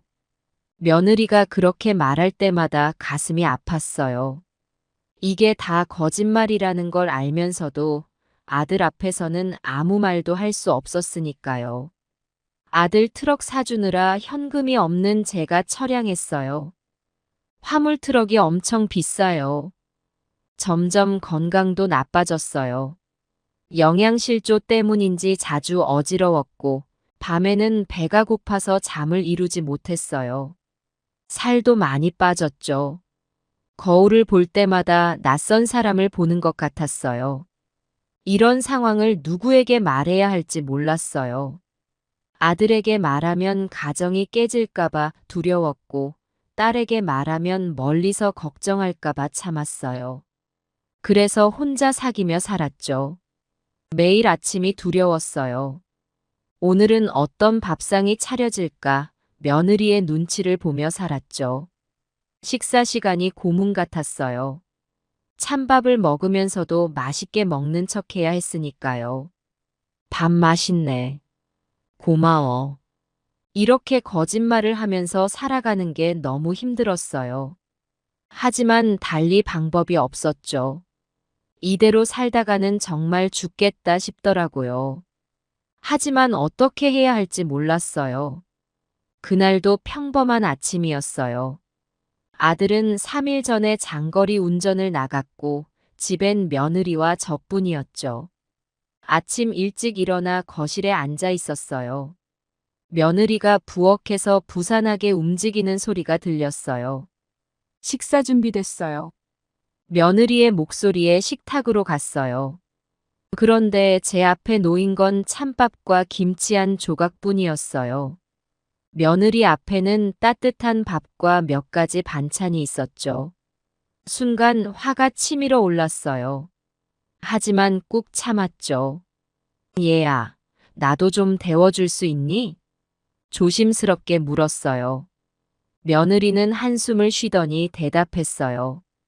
어머니, 아까 말씀드렸잖아요. 찬밥이 건강에 좋다고요. 그리고 저는 지금 바빠요. 제가 오늘 친구들 만나기로 했거든요. 그 말을 듣는 순간 눈물이 났어요. 하지만 울지 않으려고 애썼죠. 천천히 밥을 먹기 시작했어요. 찬밥은 목으로 넘어가지 않았어요. 억지로 몇 숟가락 뜨다가 결국 포기했죠. 다 드셨어요? 그럼 저 갔다 올게요. 며느리는 제 밥그릇을 쳐다도 안 보고 나가버렸어요. 저는 그 자리에 그대로 앉아 있었어요. 한참을 그러고 있었죠. 그날 이후로 더 심해졌어요. 며느리는 아예 제 밥을 차리지도 않았어요. 그냥 밥통과 김치만 내놓곤 했죠. 어머니, 이제 연세도 있으시니까 알아서 드세요. 제가 매번 차려드리기 힘들어요. 그렇게 말하고는 자기 방으로 들어가 버렸어요. 저는 혼자 밥을 퍼서 먹었어요. 반찬이라곤 김치뿐이었는데 가끔은 김치조차 없을 때도 있었어요. 하루는 너무 배가 고파서 냉장고를 열어봤어요. 반찬통들이 가득했어요. 하나를 열어보려는데 며느리가 부엌으로 들어왔어요. 어머니 뭐 하세요? 제 반찬에 손대지 마세요. 어머니 것은 따로 있잖아요. 그 말에 저는 그대로 굳어버렸어요. 며느리의 차가운 눈빛이 아직도 생생해요. 그 순간 저는 이 집에서 완전히 소외된 사람이 되었다는 걸 깨달았어요. 가슴이 찢어지는 것 같았어요. 내가 언제부터 이렇게 구박받는 신세가 되었나 싶었죠. 아무 말도 못하고 제 방으로 돌아왔어요. 그날 밤 이불 속에서 한참을 울었어요. 매일 아침이 두려웠어요. 오늘은 어떤 밥상이 차려질까? 아니, 밥상이라도 차려질까 걱정하며 잠에서 깼죠. 며느리의 눈치를 보며 부엌으로 갔어요. 어머니, 오늘은 제가 바빠서요. 냉장고에 밥 있으니까 알아서 드세요. 그런 날이면 저는 물에 밥을 말아 김치를 조금 넣어 먹었어요. 가끔은 김치조차 없어서 그냥 물밥만 먹기도 했죠. 그럴 때마다 옛날 생각이 났어요. 어려서 배고팠을 때 그때 먹던 물밥. 하지만 그때는 가난해서 그랬지. 이렇게 며느리 때문에 굶어본 적은 없었어요. 점점 몸이 약해지는 걸 느꼈어요. 살도 빠지고 기운도 없어졌죠. 아들이 집에 올 때면 억지로 기운을 내려고 했어요. 하지만 아들도 눈치챘나 봐요. 어머니 왜 이렇게 살이 빠지셨어요? 밥은 잘 드시고 계시죠? 그럴 때마다 저는 웃으며 대답했어요. 그래, 잘 먹고 있어. 나이 들면 살이 빠지는 거야. 거짓말이었죠. 하지만 아들에게 실상을 말할 수 없었어요. 가정이 깨질까봐, 아들과 며느리 사이가 나빠질까봐 두려웠어요. 밤에는 잠을 이루기 힘들었어요. 배고픔 때문에 잠이 오질 않았죠. 그럴 때면 몰래 부엌에 가서 밥 한 술이라도 더 먹으려고 했어요. 하지만 며느리가 밥통에 자물쇠를 채워놓은 걸 발견했죠. 그때의 충격이란, 이제 밥까지 통제당하는구나. 그 생각에 눈물이 멈추지 않았어요. 딸 지희에게 전화하고 싶었어요. 하지만 멀리 미국에 있는 딸이 걱정할까봐, 또 어떻게 도와줄 수도 없는 상황에서 괜히 마음만 아플까봐 참았어요. 대신 전화할 때마다 잘 지내고 있다고 거짓말을 했죠. 엄마, 정말 잘 지내세요? 목소리가 안 좋아 보여요. 그래, 잘 지내. 그냥 나이 들어서 그래. 너무 걱정하지 마. 매번 이런 대화를 나눴어요. 전화를 끊고 나면 한참을 울었죠. 건강도 점점 나빠졌어요. 영양실조 때문인지 자주 어지러웠고, 밤에는 배가 고파서 잠을 이루지 못했어요. 낮에는 기운이 없어서 거의 움직이지 못했죠. 텔레비전을 보는 것도 힘들어서 그냥 누워있기만 했어요. 며느리는 그런 저를 보고도 아무 말이 없었어요. 오히려 짜증을 내더라고요. 어머니, 왜 그렇게 누워만 계세요? 좀 움직이시면 어떨까요? 제가 청소하기 힘들잖아요. 그 말을 들을 때마다 가슴이 아팠어요. 내가 언제부터 이렇게 미움받는 존재가 되었을까 하는 생각에 눈물만 났죠. 아들이 집에 올 때면 며느리는 돌변했어요. 갑자기 자상한 며느리가 되어 저를 살뜰히 챙기는 척했죠. 밥상도 풍성해지고 말투도 부드러워졌어요. 하지만 그건 아들이 있을 때뿐이었어요. 어머니 많이 드세요. 제가 정성껏 만들었어요. 그렇게 말하면서 아들 앞에서는 온갖 반찬을 내놓았죠. 저는 그 모습을 보며 씁쓸했어요. 아들이 떠나면 다시 찬밥과 김치뿐인 생활로 돌아갈 거란 걸 알았으니까요. 이런 생활이 계속되면서 저는 점점 절망에 빠졌어요. 살아야 할 이유를 찾지 못했죠. 가족들에게 짐만 되는 것 같았어요. 며느리의 냉대, 아들의 무관심, 그리고 멀리 있는 딸. 모두가 저를 버린 것만 같았어요. 어느 날 밤 정말 죽고 싶다는 생각이 들었어요. 하지만 그 순간 돌아가신 남편 생각이 났어요. 여보, 나 어떻게 해야 해요? 이렇게 살 수는 없어. 남편과 대화하듯 중얼거렸어요. 그때 문득 깨달았어요. 이대로 주저앉을 순 없다고요. 뭔가 변화가 필요했어요. 하지만 어떻게 해야 할지 몰랐어요. 아들에게 말을 해야 할까? 하지만 그러면 가정이 깨질지도 모른다는 두려움이 있었죠. 며느리와 대화를 시도해 볼까? 하지만 며느리의 차가운 태도를 생각하면 선뜻 용기가 나지 않았어요. 그렇게 고민하던 어느 날, 더는 참을 수 없는 일이 일어났어요. 그날은 아들이 일주일 출장을 떠난 날이었어요. 아침부터 집안 분위기가 무거웠죠. 며느리의 표정이 좋지 않았어요. 평소에도 그랬지만 오늘따라 더 심해 보였어요. 저는 조심스럽게 부엌으로 갔어요.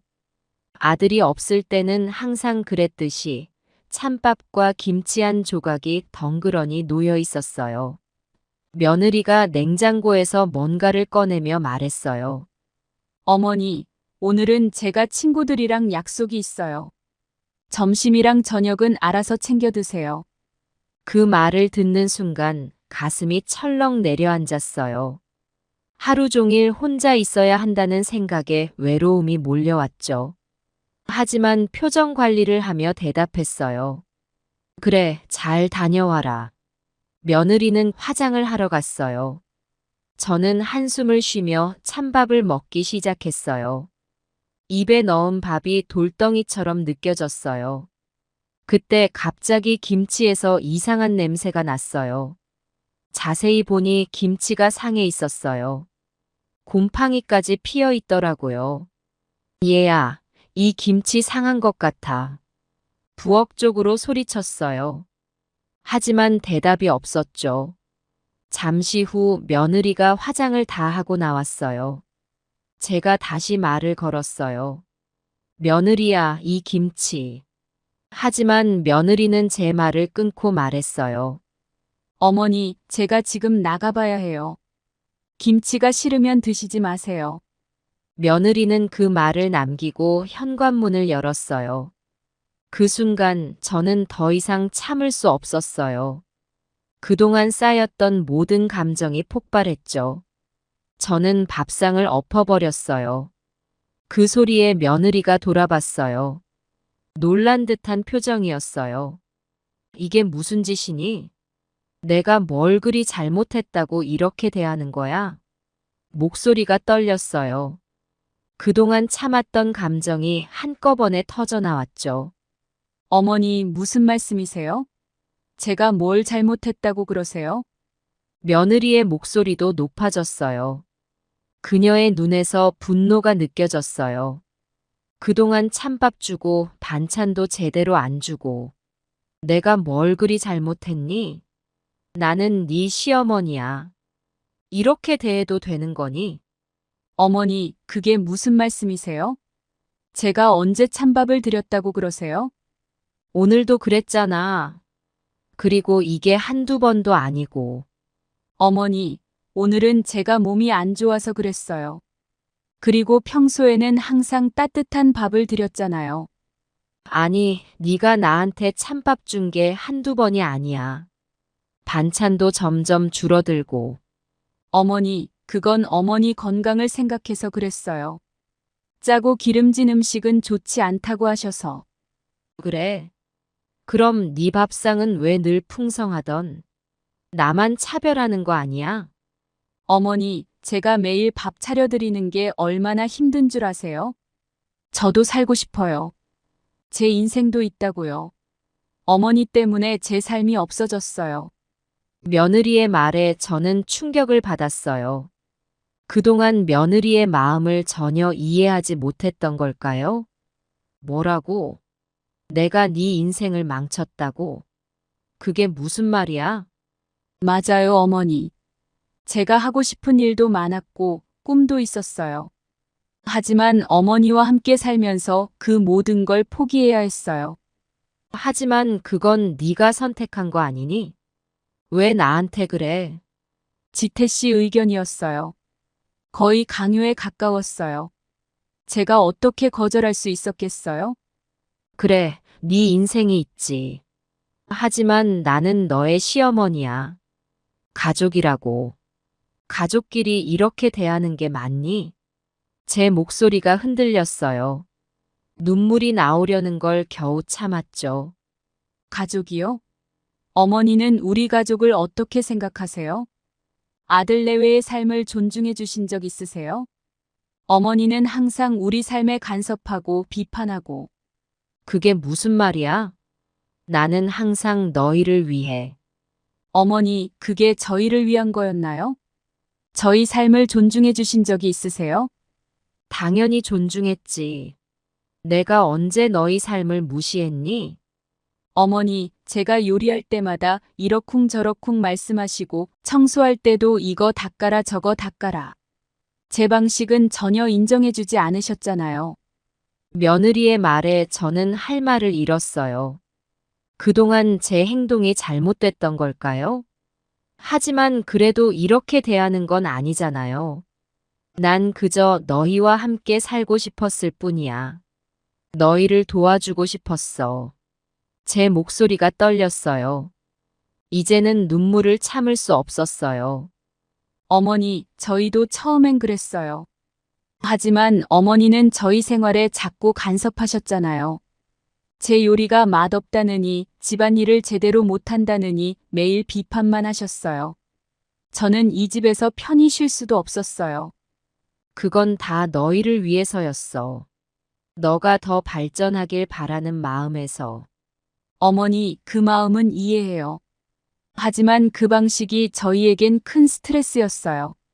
어머니의 기준에 맞추려고 노력하다 보니 제 삶이 없어진 것 같았어요. 내가 그렇게 했었니? 난 정말 몰랐어. 네, 어머니. 저희도 어머니를 이해하려 노력했어요. 하지만 너무 힘들었어요. 저도 잘못했어요. 하지만 어머니도 마찬가지예요. 며느리의 말에 저는 깊은 생각에 잠겼어요.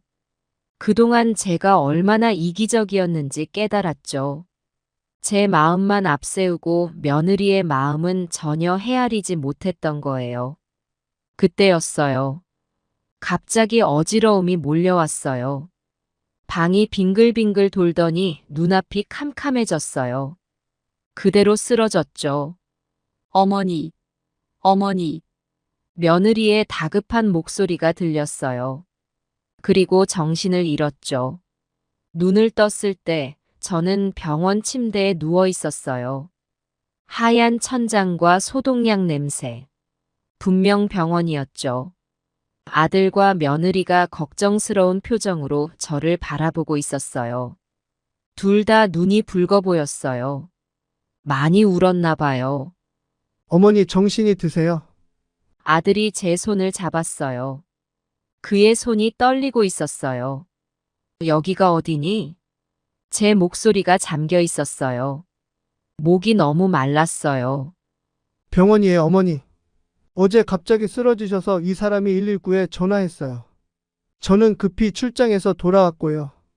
아들의 설명을 들으며 어제 있었던 일이 떠올랐어요. 며느리와의 다툼, 그리고 쓰러진 일.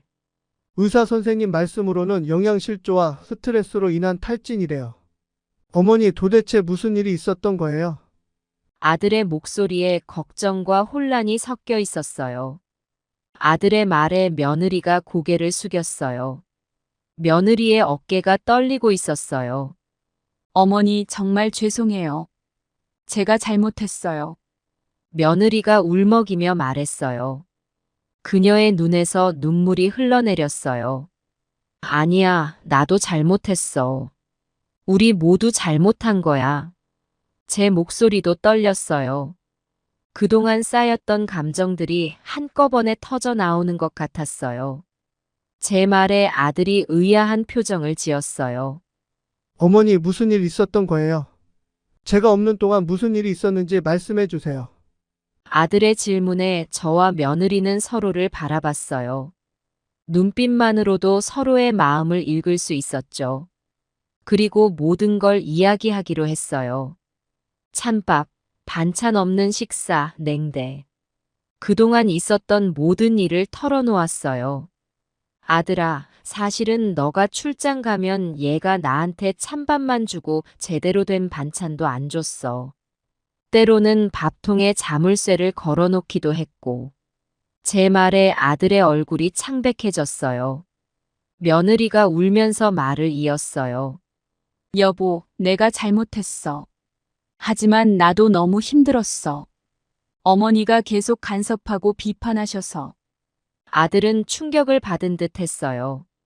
그의 표정이 순식간에 여러 번 바뀌었어요. 놀람, 분노, 슬픔, 죄책감. 왜 이런 일이 있었는데 말씀 안 하셨어요? 제가 집에 있을 땐 아무 일 없는 것처럼 행동하셨잖아요. 아들의 목소리가 떨렸어요. 너희 사이가 나빠질까봐, 가정이 깨질까봐 걱정됐어.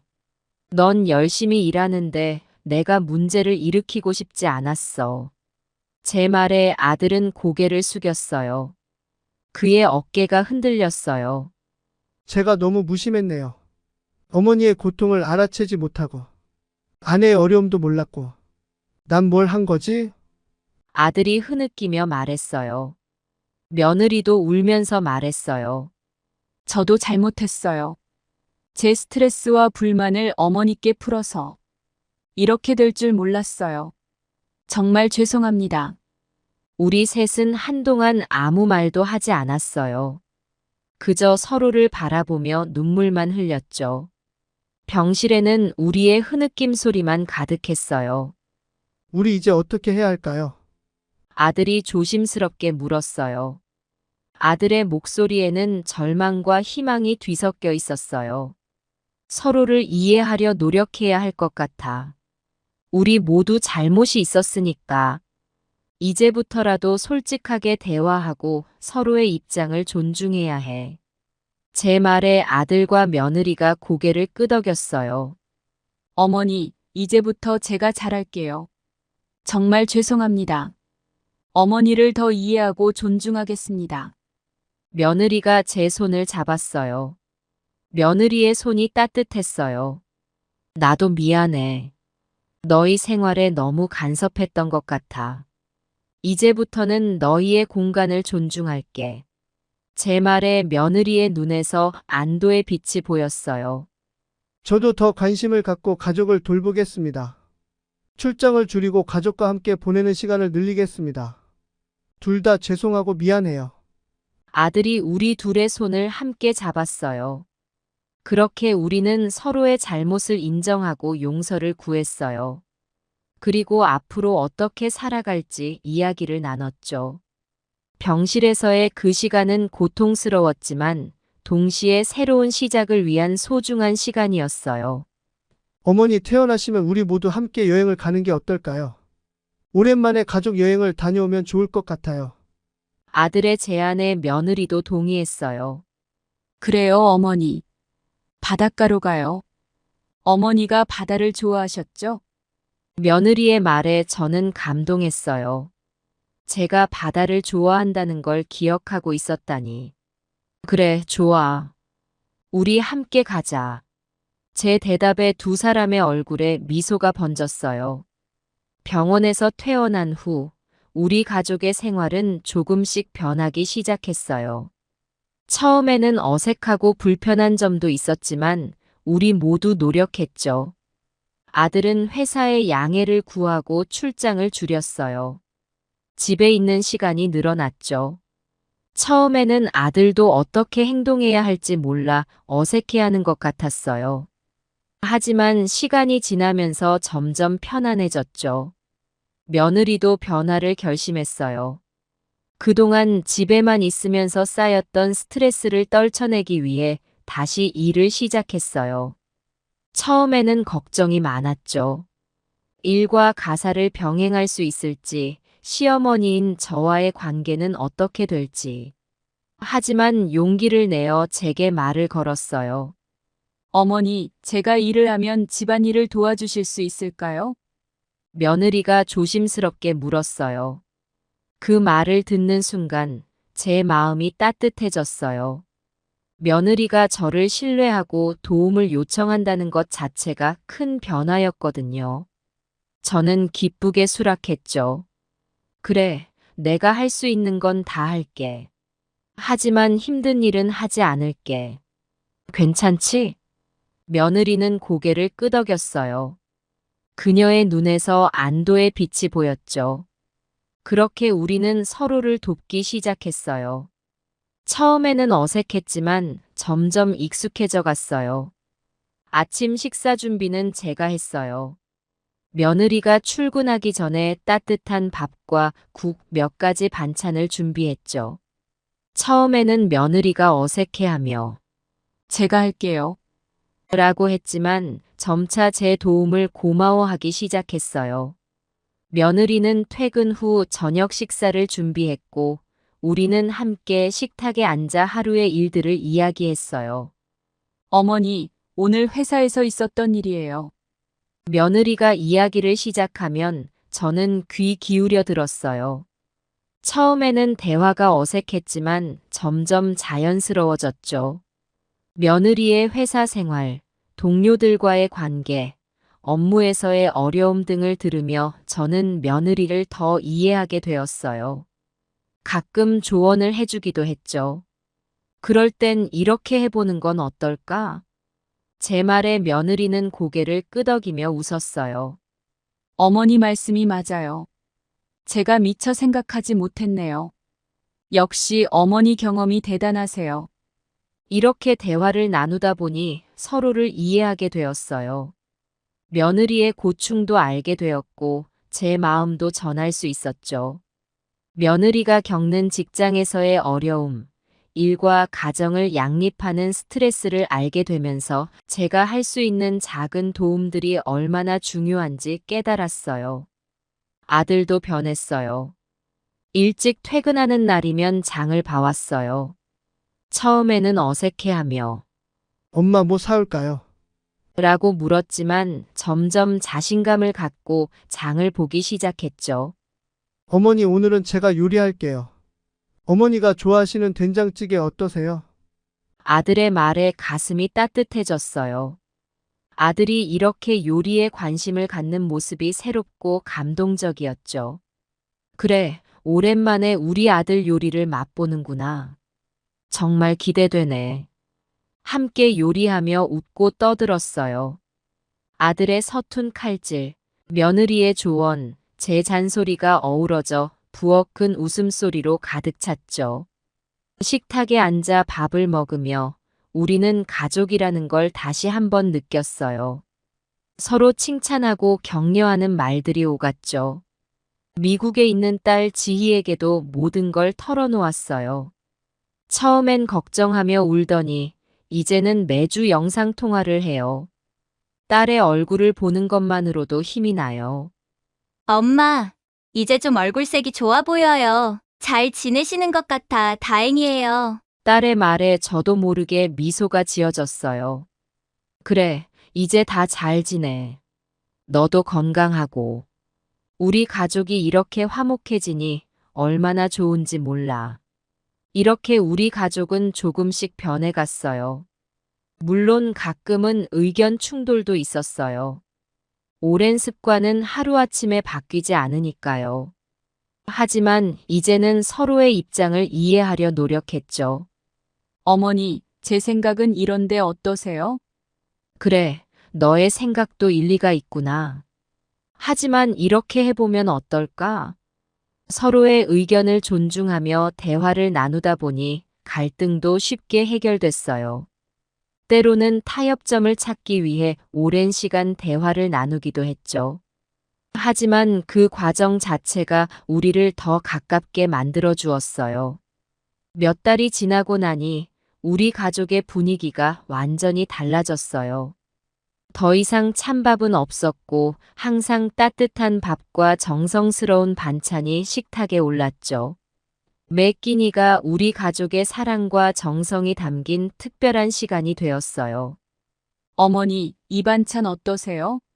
어머니 입맛에 맞게 만들어 봤어요.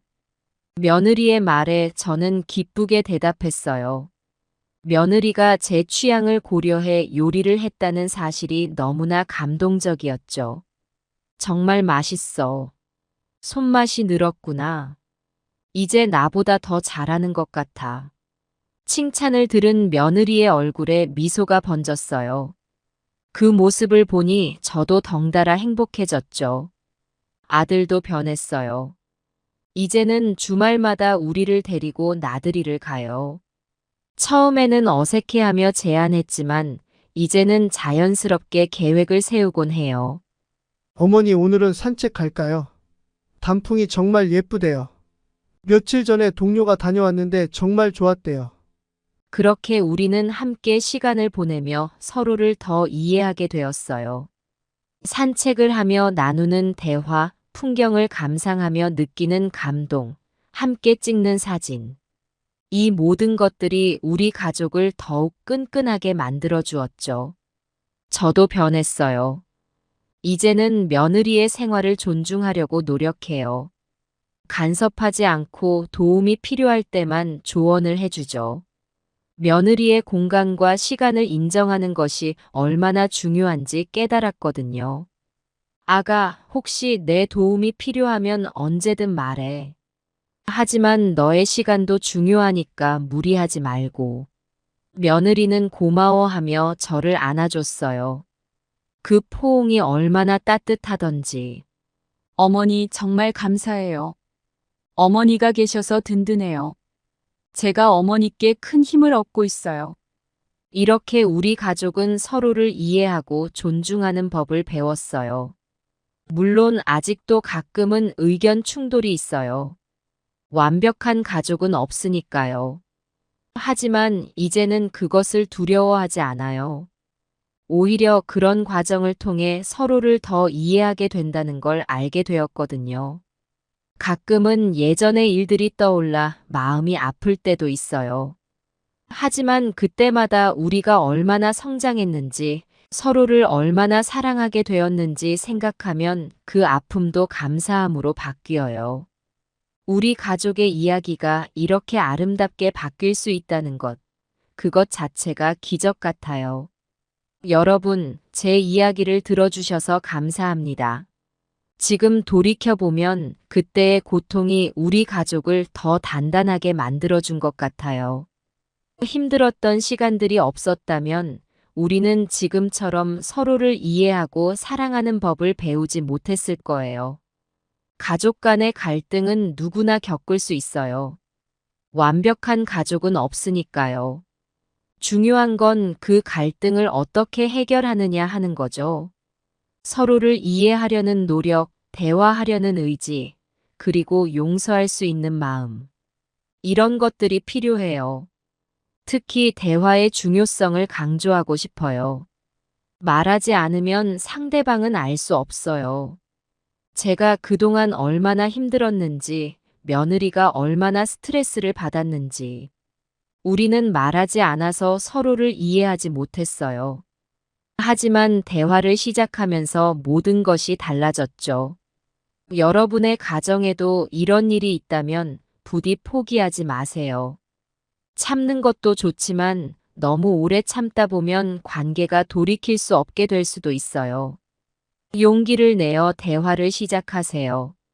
처음에는 어색하고 힘들 수 있어요. 하지만 그 과정을 견뎌내면 반드시 좋은 결과가 있을 거예요.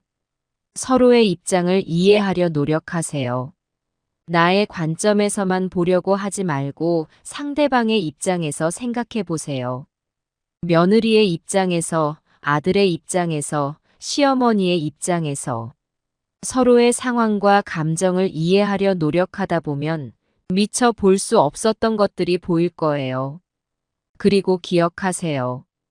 우리는 모두 불완전한 존재라는 걸요. 실수할 수 있고 서로를 아프게 할 수도 있어요. 하지만 그것을 인정하고 서로 용서할 줄 안다면 어떤 어려움도 극복할 수 있을 거예요. 용서는 상대방을 위한 것이 아니라 나 자신을 위한 것이라는 걸 깨달았어요. 용서함으로써 우리는 더 자유로워지고 더 행복해질 수 있어요. 지금 저희 가족은 정말 행복해요. 매일 아침 눈을 뜨는 게 기다려져요. 가족과 함께 식사하는 시간, 대화를 나누는 시간이 너무나 소중하죠.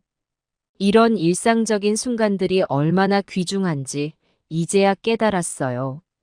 아침에 일어나면 며느리와 함께 차를 마시며 하루를 시작해요. 그 시간에 나누는 소소한 대화가 하루의 활력소가 되죠. 점심때는 가끔 아들이 집에 와서 함께 식사를 해요. 저녁에는 모두 모여 앉아 하루 있었던 일들을 나누죠. 주말에는 함께 요리를 하거나 근처 공원을 산책해요. 이런 평범한 일상이 얼마나 감사한지 모르겠어요. 예전에는 당연하게 여겼던 것들이 이제는 모두 특별하게 느껴져요. 가족과 함께 있다는 것, 서로 이해하고 사랑한다는 것. 이 모든 게 얼마나 소중한 선물인지 매일 깨닫고 있어요. 여러분의 가정에도 이런 행복이 가득하기를 바랍니다. 지금 어려움을 겪고 계신다면 희망을 잃지 마세요. 변화는 가능해요. 우리 가족이 그랬듯이 여러분의 가족도 충분히 변할 수 있어요. 단, 그 변화는 혼자서는 이룰 수 없어요. 가족 모두가 함께 노력해야 해요. 그리고 기억하세요. 늙었다고 약하다고 포기하지 마세요. 나이는 숫자에 불과해요. 우리는 언제든 변할 수 있고 새로운 시작을 할 수 있어요. 제가 72세에 새로운 삶을 시작했듯이 여러분도 할 수 있어요. 우리 모두 소중한 사람입니다. 가족이라는 이름으로 함께 살아가는 우리는 서로에게 가장 소중한 존재예요. 그 소중함을 잊지 말고 매일 조금씩 표현해 보세요. 작은 말 한마디, 따뜻한 눈빛, 부드러운 손길. 이런 작은 것들이 모여 큰 사랑을 만들어내요. 서로를 이해하고 사랑하는 마음만 있다면 어떤 어려움도 이겨낼 수 있을 거예요. 우리 가족이 그랬듯이 여러분의 가족도 더 행복해질 수 있어요. 지금 당장은 어려워 보일 수 있지만 포기하지 말고 계속 노력해 보세요. 마지막으로 자신을 사랑하는 것도 잊지 마세요. 가족을 위해 자신을 희생하는 것도 중요하지만 자신을 돌보는 것도 똑같이 중요해요. 건강한 나 자신이 있어야 건강한 가족 관계도 만들 수 있으니까요. 제 이야기가 여러분께 작은 위로와 희망이 되었기를 바랍니다. 모든 가정에 평화와 사랑이 가득하기를 진심으로 기원합니다. 여러분도 충분히 행복해질 수 있어요. 그걸 꼭 기억해 주세요. 감사합니다. 여러분 모두 행복하세요. 사랑합니다.